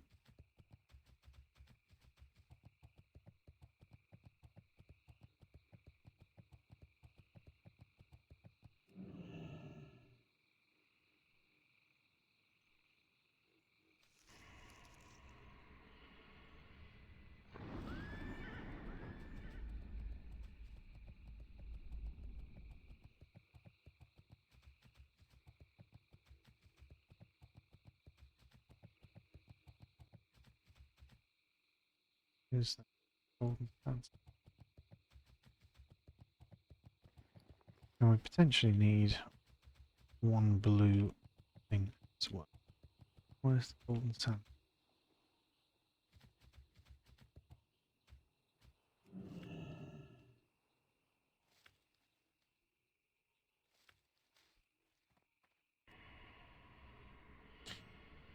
Um,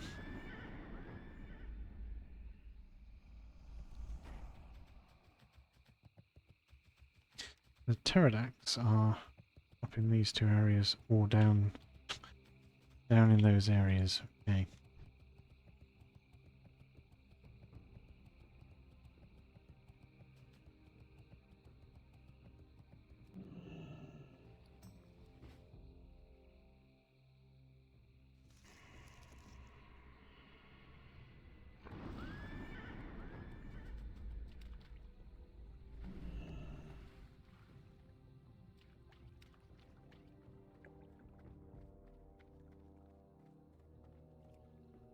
One just stuck in the water.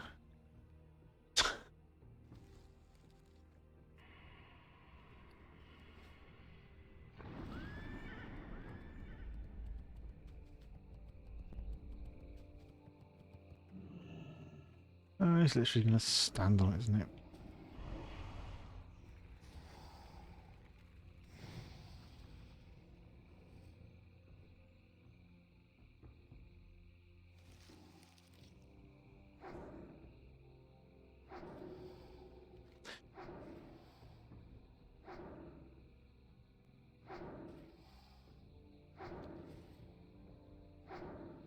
There are ooze samples, Angarash, temperatures, Gorilla Cave.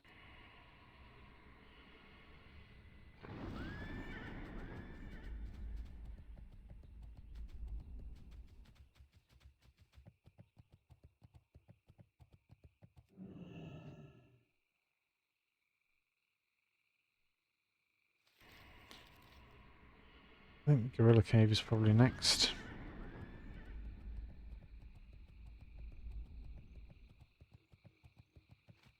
We need to get 2 more Pterodax kills first.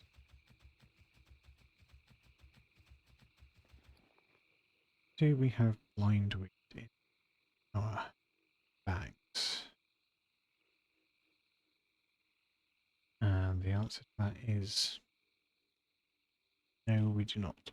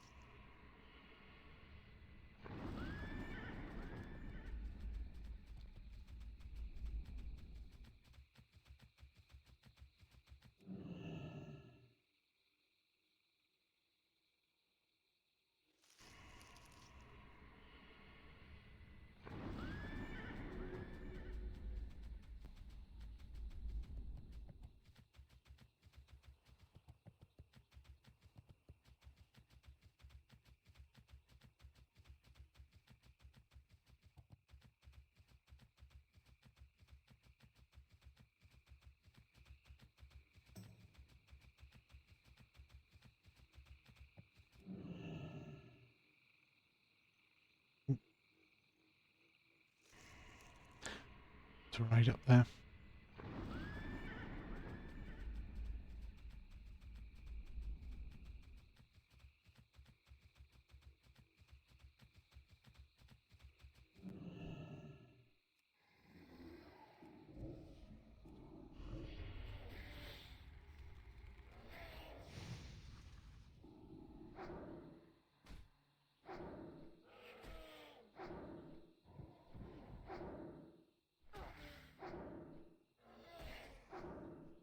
Is that just one, really?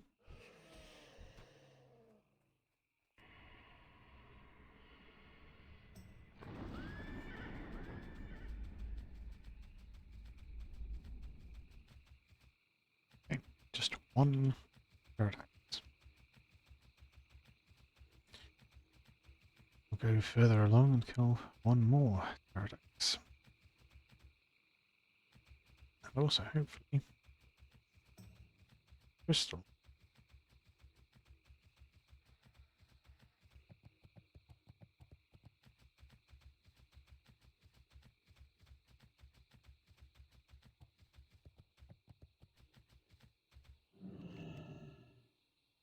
Yeah.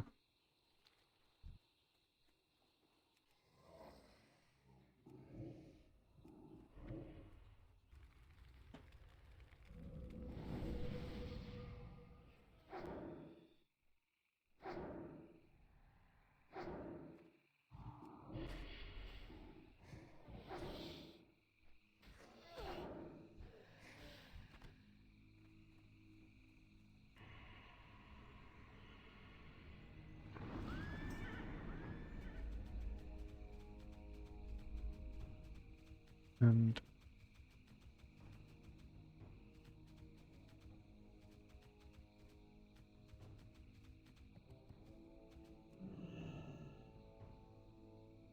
go in luck.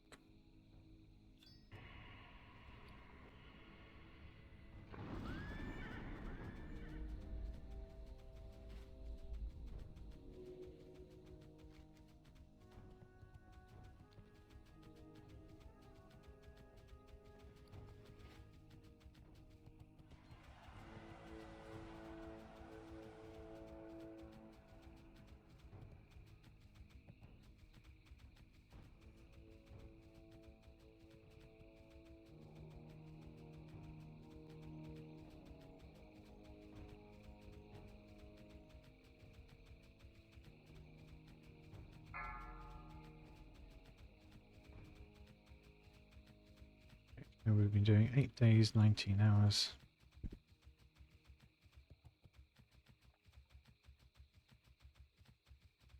Given that we have quite literally done all of the quests in all of the zones that we've played through, and that has involved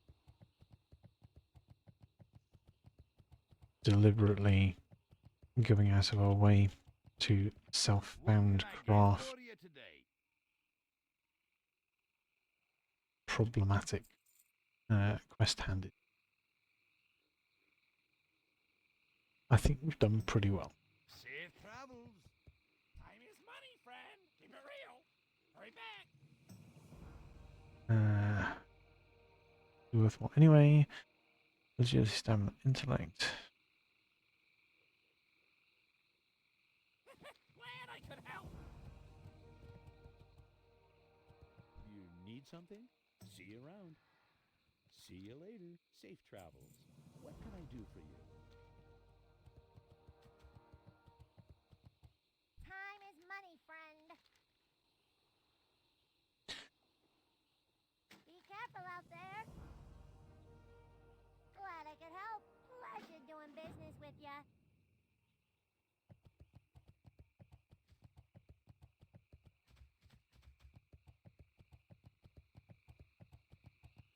Great to meet you. Keep your feet on the ground. Ratchet. Safe travels.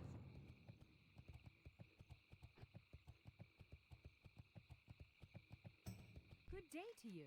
See you around. Safe travels. No.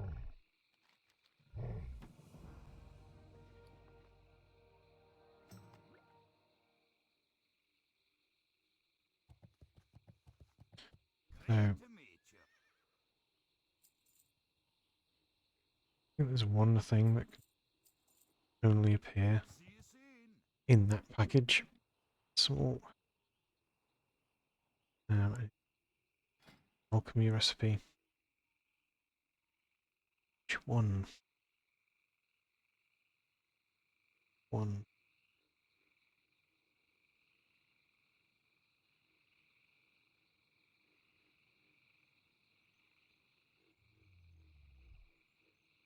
Not that one.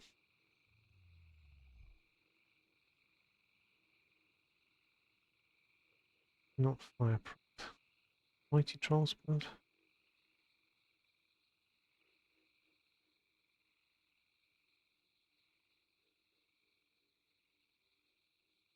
Mighty Troll's Blood.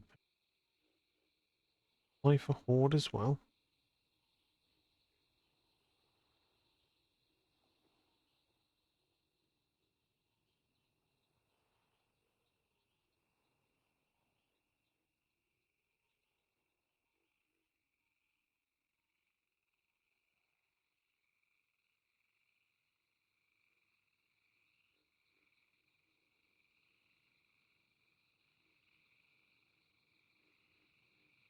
Can be a world.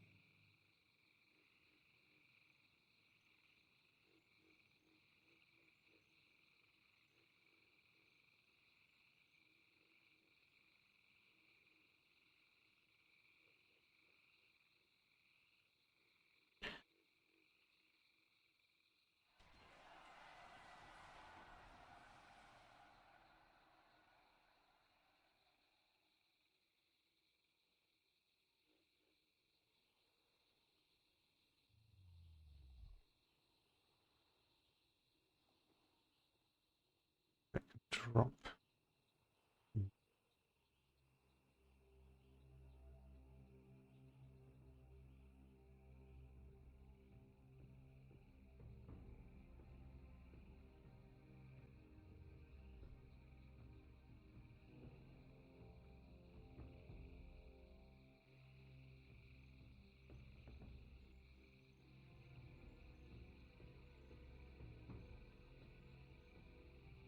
Okay. Good to know. Need to go to Raise Downs then.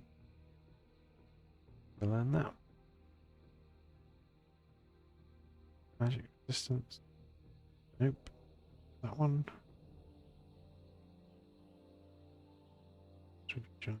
No. No. No. No. No.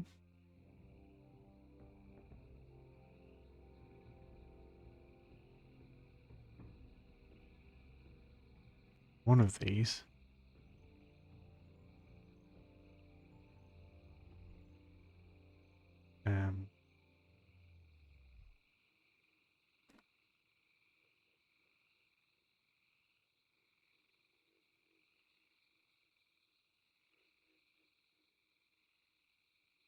Yeah. Elixir Root Force.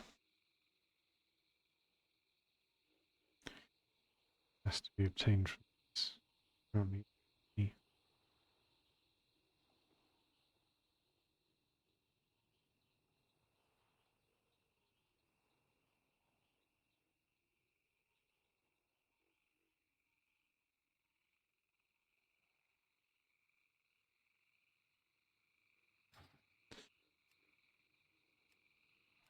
Small brown wrapped package.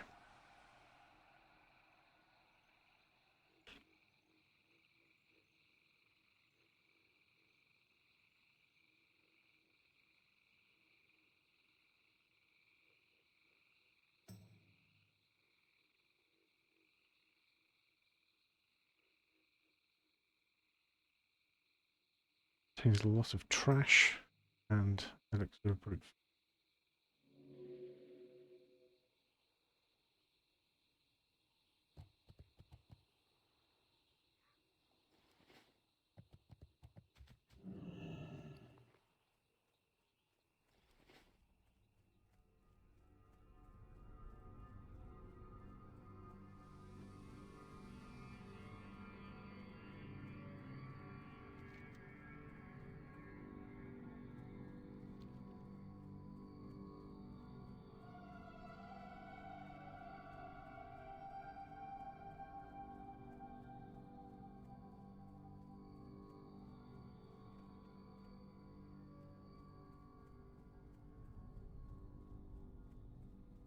Good day to you. Be seeing you. You have a great day now. Interesting. Off and away. Very well then. Very good. Off and away. Very good.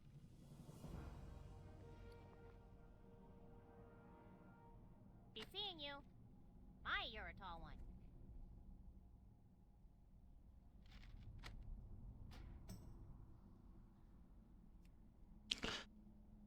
Yellow, red, and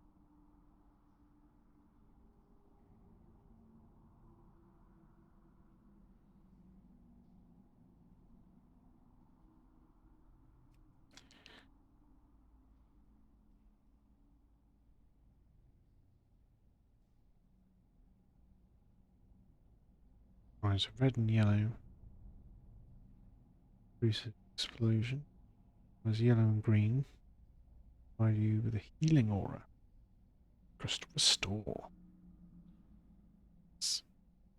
I'm just gonna go for a quick bio break a moment. Grab a drink. I'll be right back.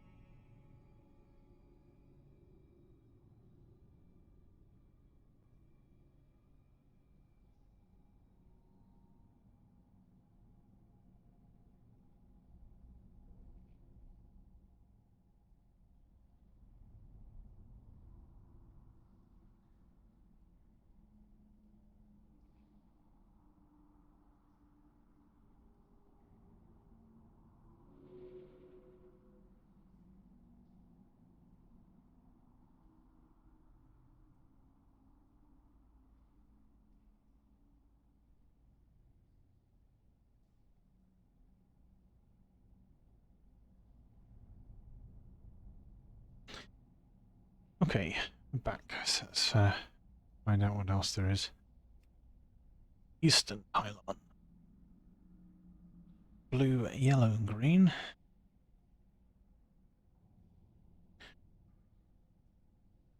Crystal Force, Crystal Spire. Increase in spirit. Shield that does damage to attackers.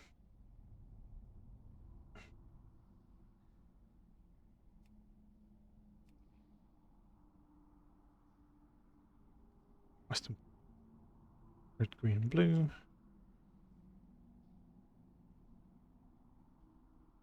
Increased armor.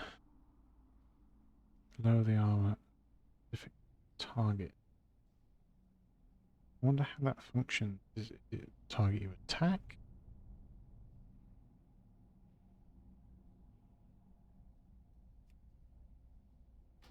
I don't think I've tried that one before.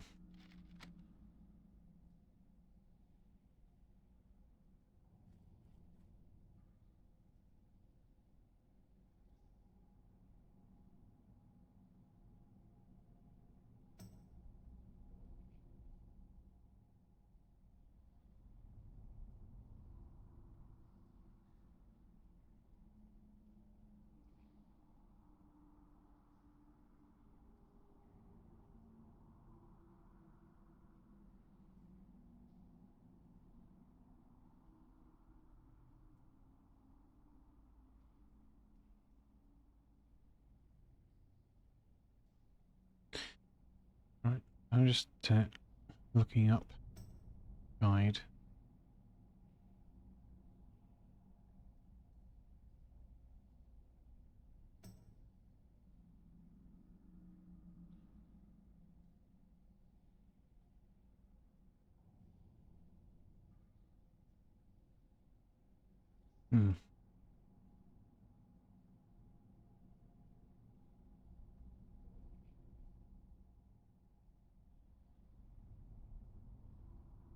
Yeah, I'm not going to watch a 10-minute guide.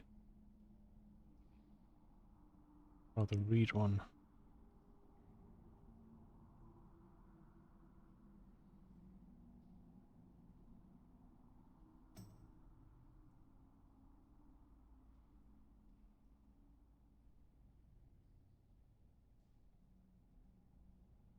Just trying to remember how the buffs work.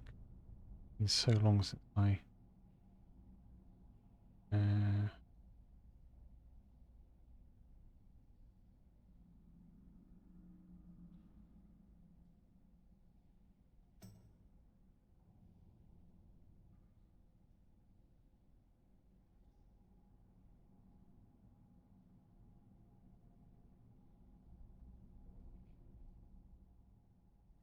well,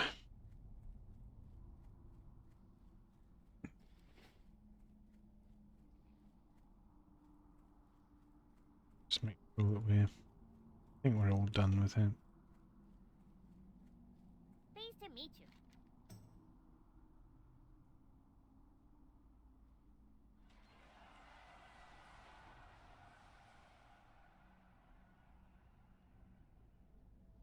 You have a great day now.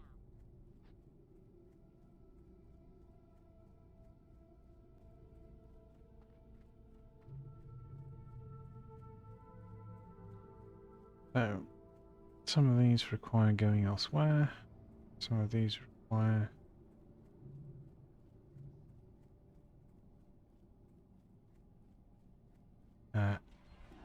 Gorilla Cave is.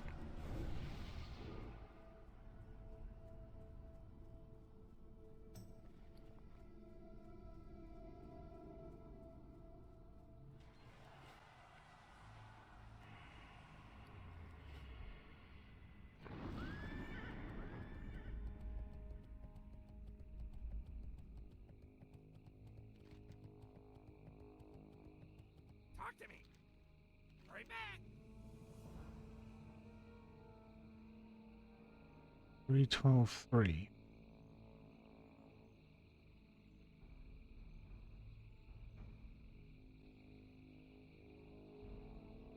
I mean, it's just...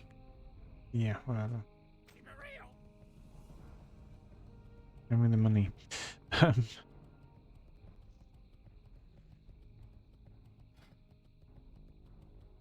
on your mind?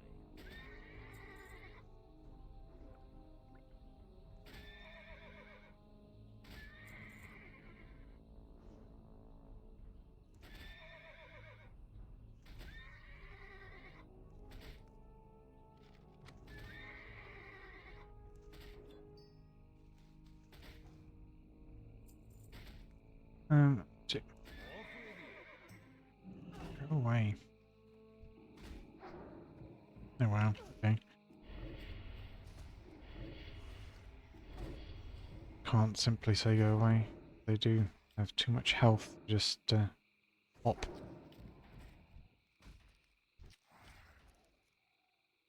How are ya?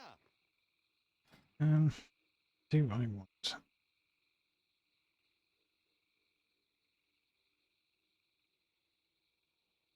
Spirit.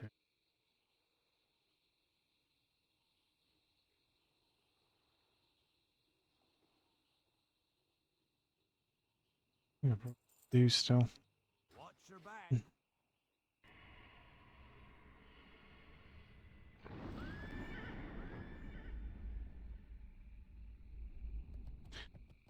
Both is good. Spirit over in. Anyway, we're down to 15 quests in our quest log, which is good. Grab this. What's happening? See you soon. Now, there is a follow-up to the Apes of Ungoro, which is to kill a specific gorilla within the cave. So, really, we want to farm these, then go in and kill the specific gorilla and do the escort, and then be done.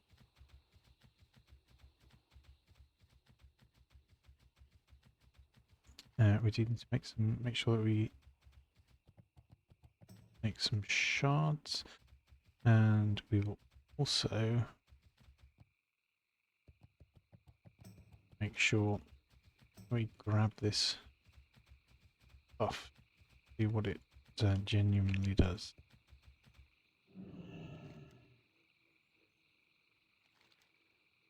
So 10 yellow, 10 green.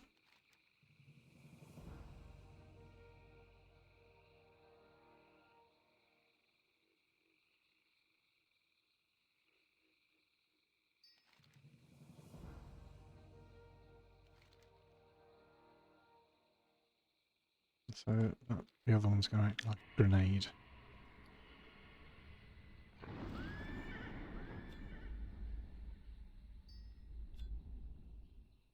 Think manual.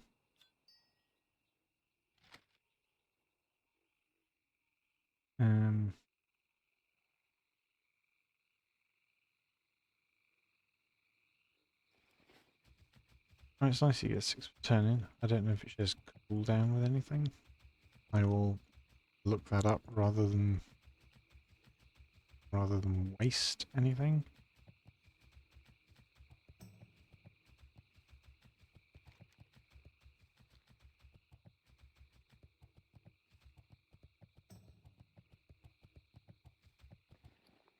Yeah, so yellow and green are possibly really super useful.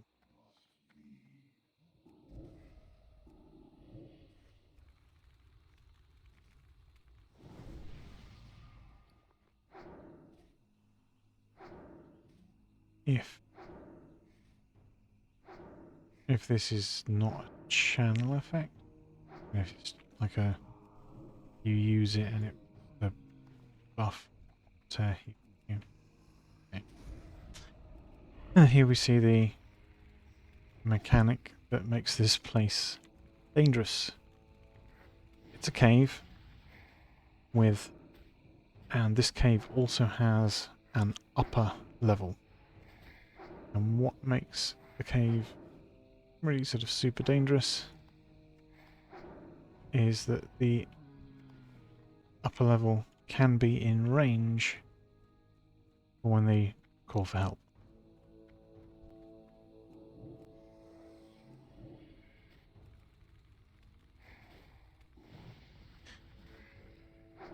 you most certainly do not want a cave full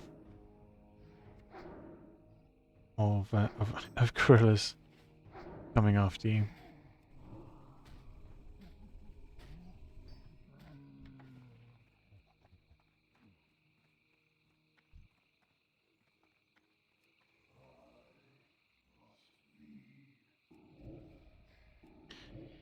Okay, so got a lot of these pelts already. We need 2 thunderers and a normal gorilla.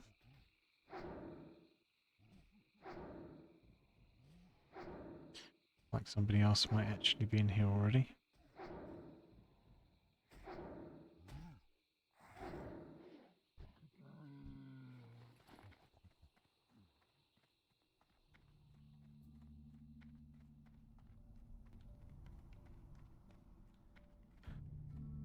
Stomp. Oh, there's a thunderer.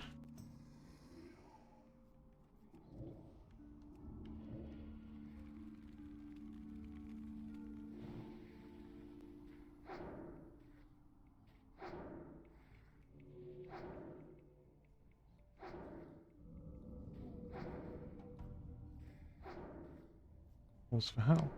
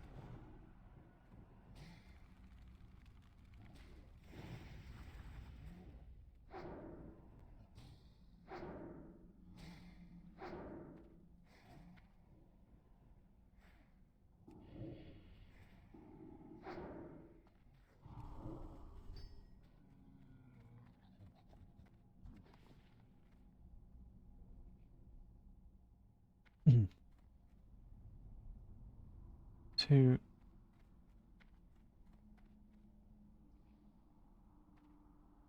Gorilla stomper, stomper. Gorilla stomper.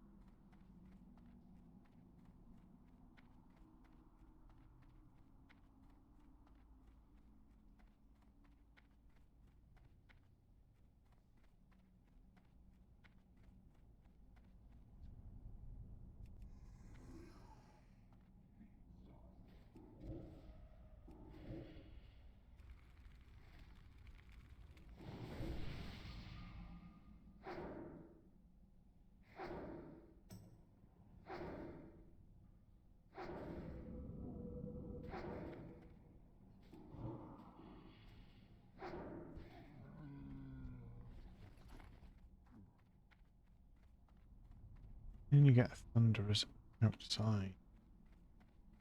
My question. That is can wolf one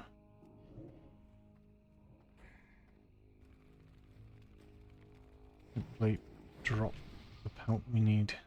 But be off to hand in.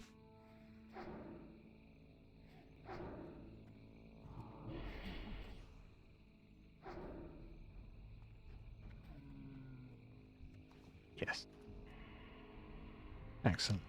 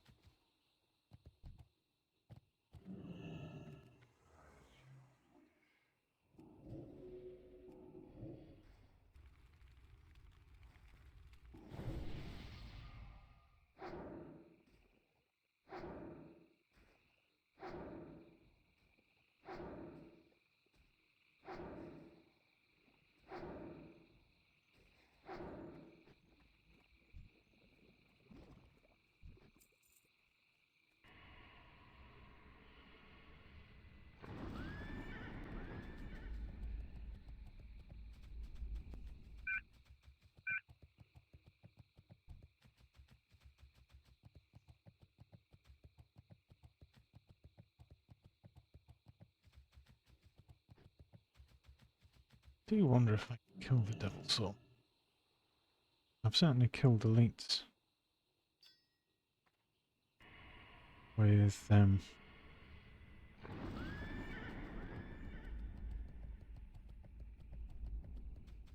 less health, and they are fearable.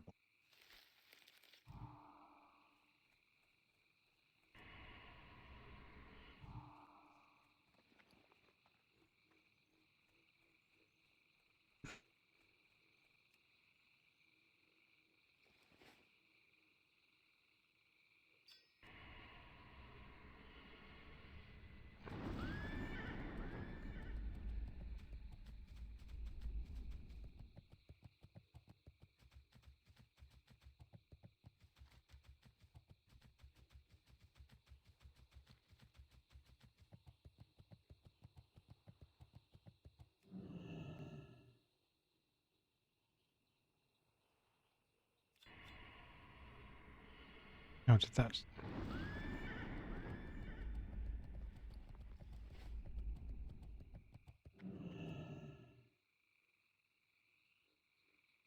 I forgot. You need to not click as it's looting, like in, well, for pretty much everything else you can click while it's looting. I think if you do that with these crystals, they just disappear and you don't get anything. Is something to do with that container. Like it'll even make the sound as if you're picking something up as well. But it'll just disappear and you'll get nothing. Good.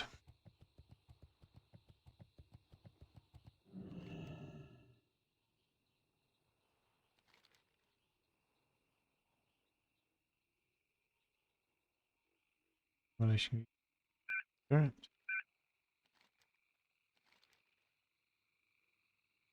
Deals damage to enemy.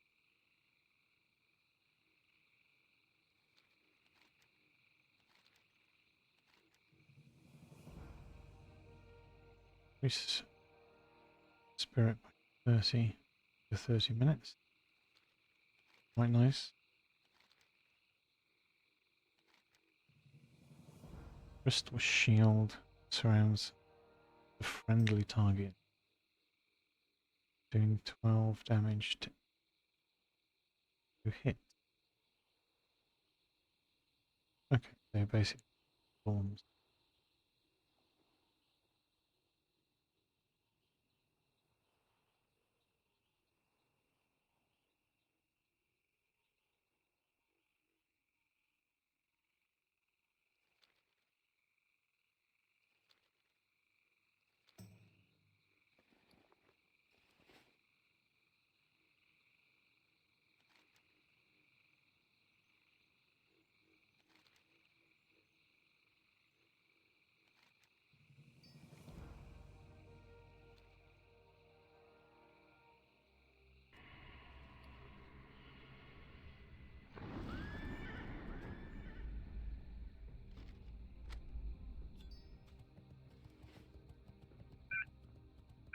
The only downside of those things, of course,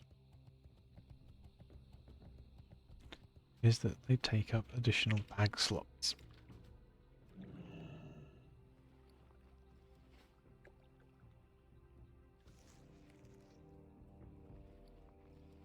Or more sprites.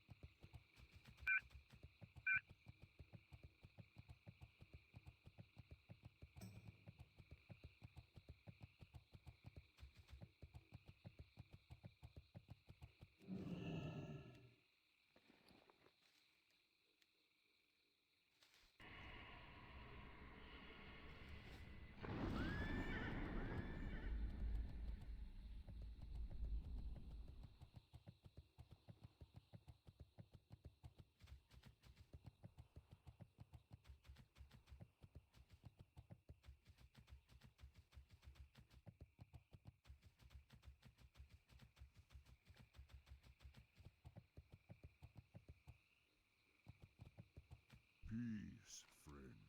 Ancestors watch over you. Go in peace. May the eternal sun shine upon thee.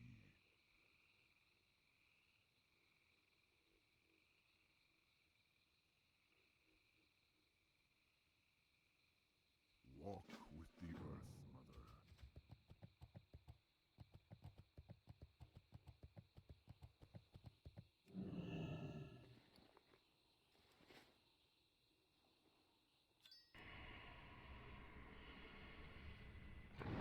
So, like if we're going to use the spirit stuff, we do actually need crystals quite significantly.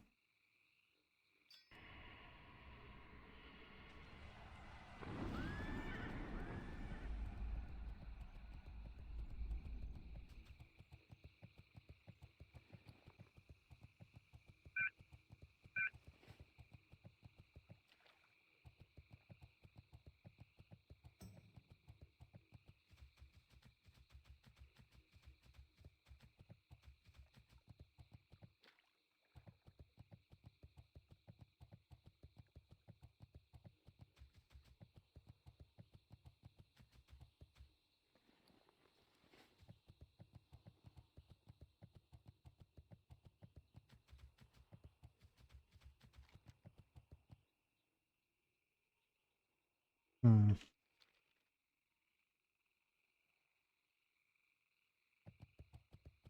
Yeah. Not get distracted.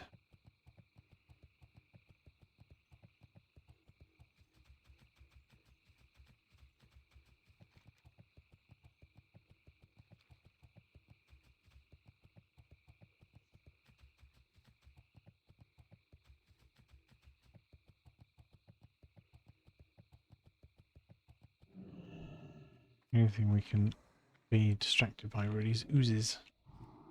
We need a lot of oozes still.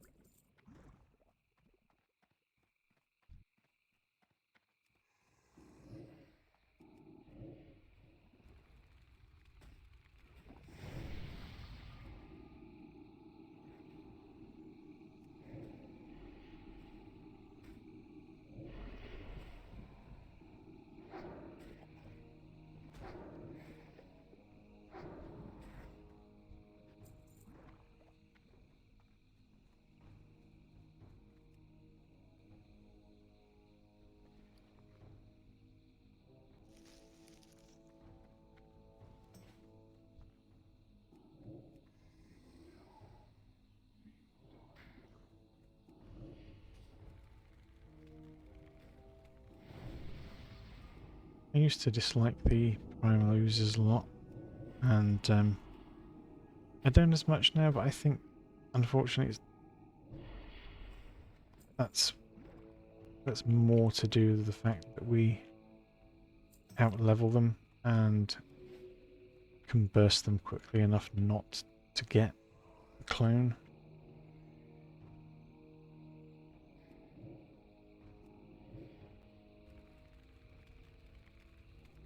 Although, I don't know if the clone drops a sample as well. Probably doesn't.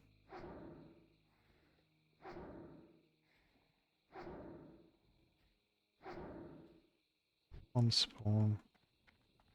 Test.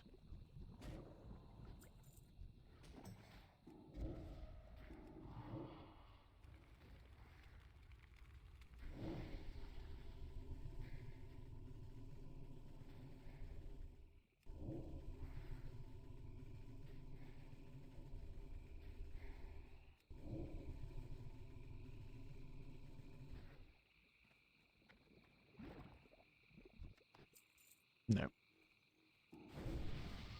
It does drop something, so it's not complete loss. It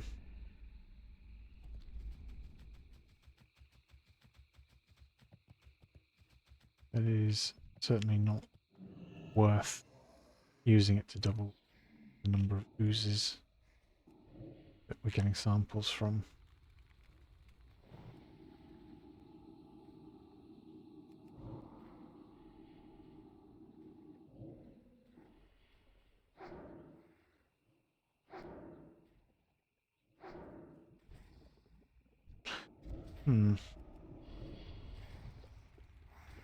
Wonder.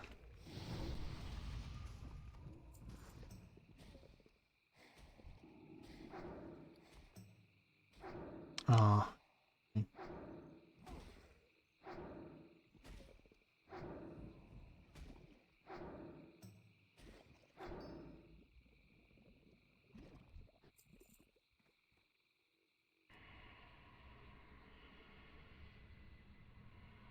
Resummon the Voidwalker. New sample slide.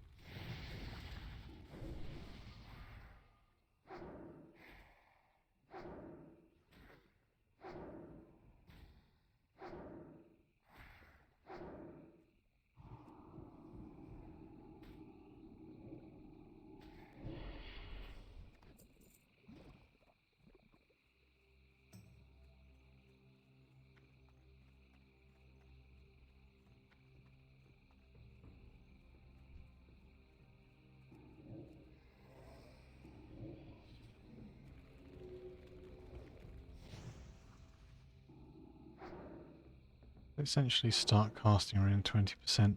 The Shadow Bolt will finish it off.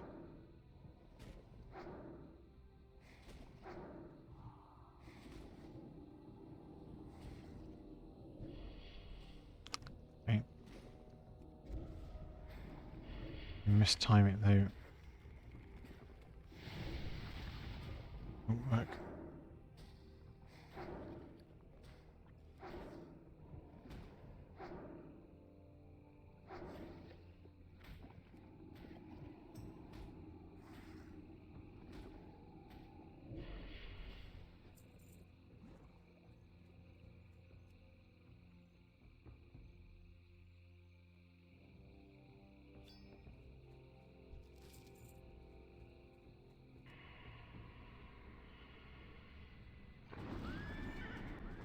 And keep going north through oozes to get back to the cave. We do need lots of ooze samples, so seems to be a good route.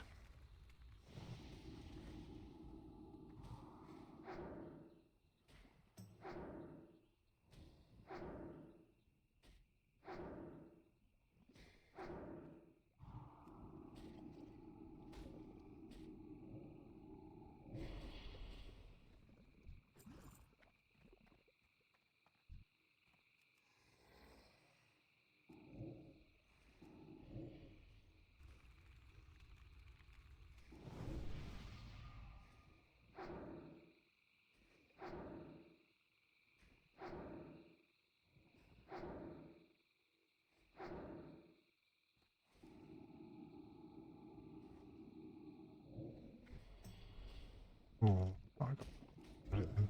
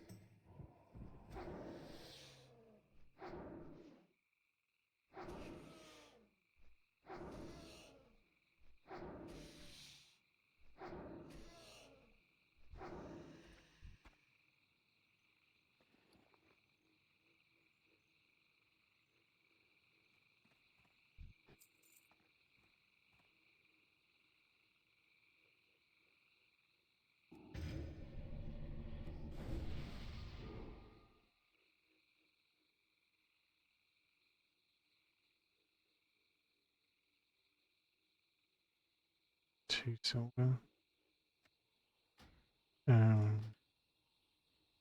Max higher though, doesn't it?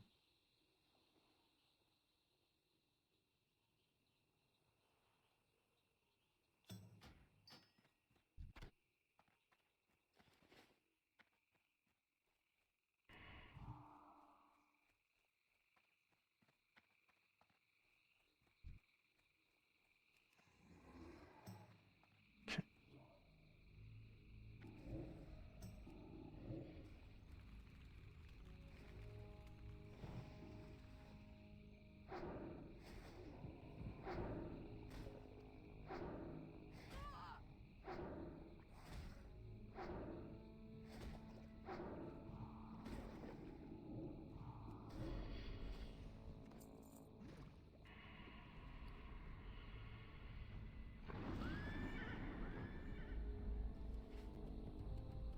Seven.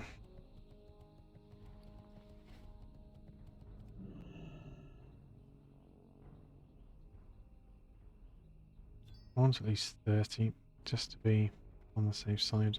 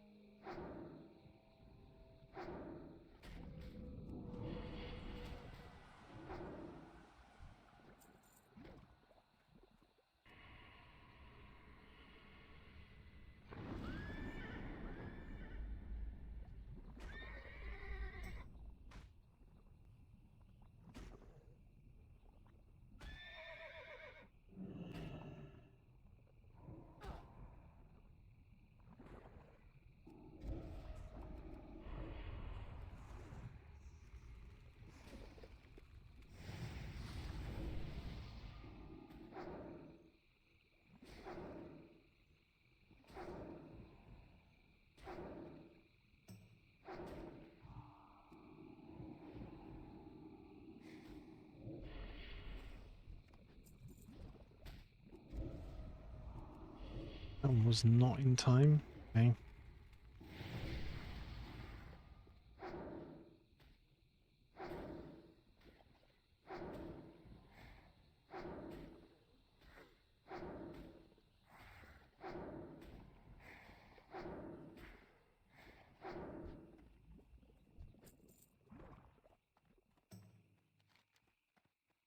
So we're going to go back to the refuge first.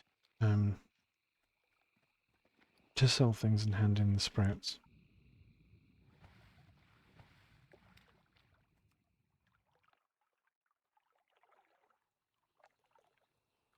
Because if we get the recipe, we don't want to gather more sprouts. We don't get the recipe, do, and the bags are pretty full anyway. So good opportunity.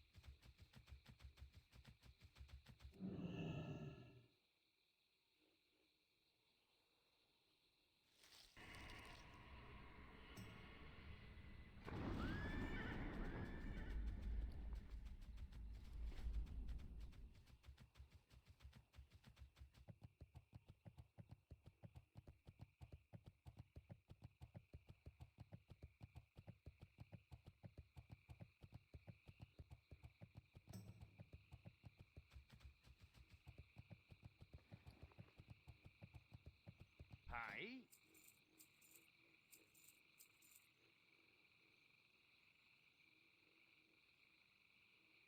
Off with you.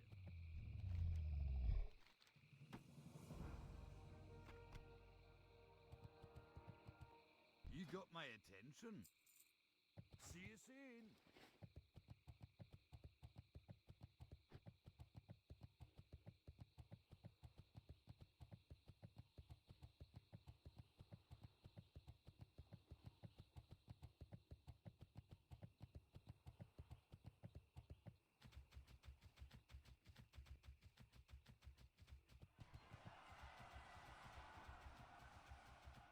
So next, going back in the Gorilla Cave, Mighty Ucha,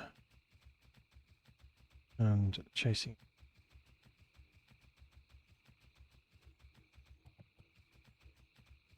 Should have enough time to do that. Oh, nope.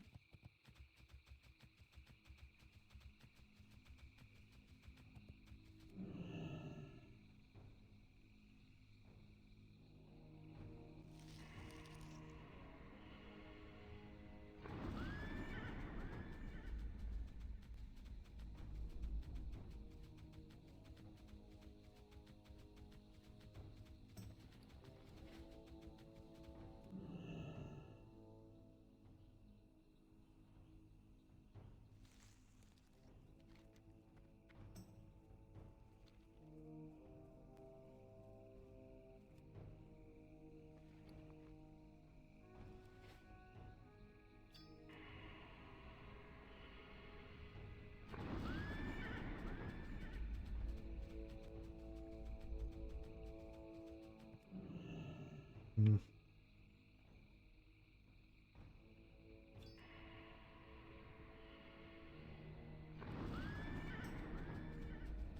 Depending how busy the cave is,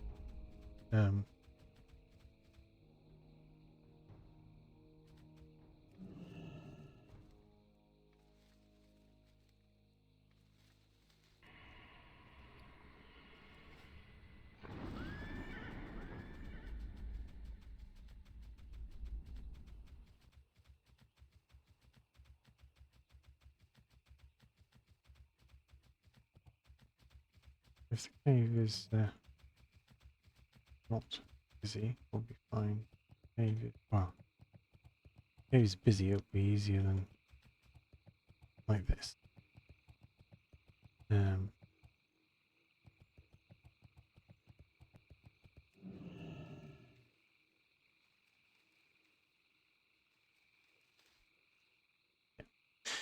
No, we're not going to have time to do this quest right now. It's just, there's just no way we get in there, clear everything, do the escort and out again, or I need to end the stream. So we'll call it now, and we'll continue next time with the Gorilla Cave, Ucha's Pelt, chasing Amy, and after that we'll look in the centre of the map for the Angoro Ash and other associated quests. So thank you very much for watching, and I will see you next time.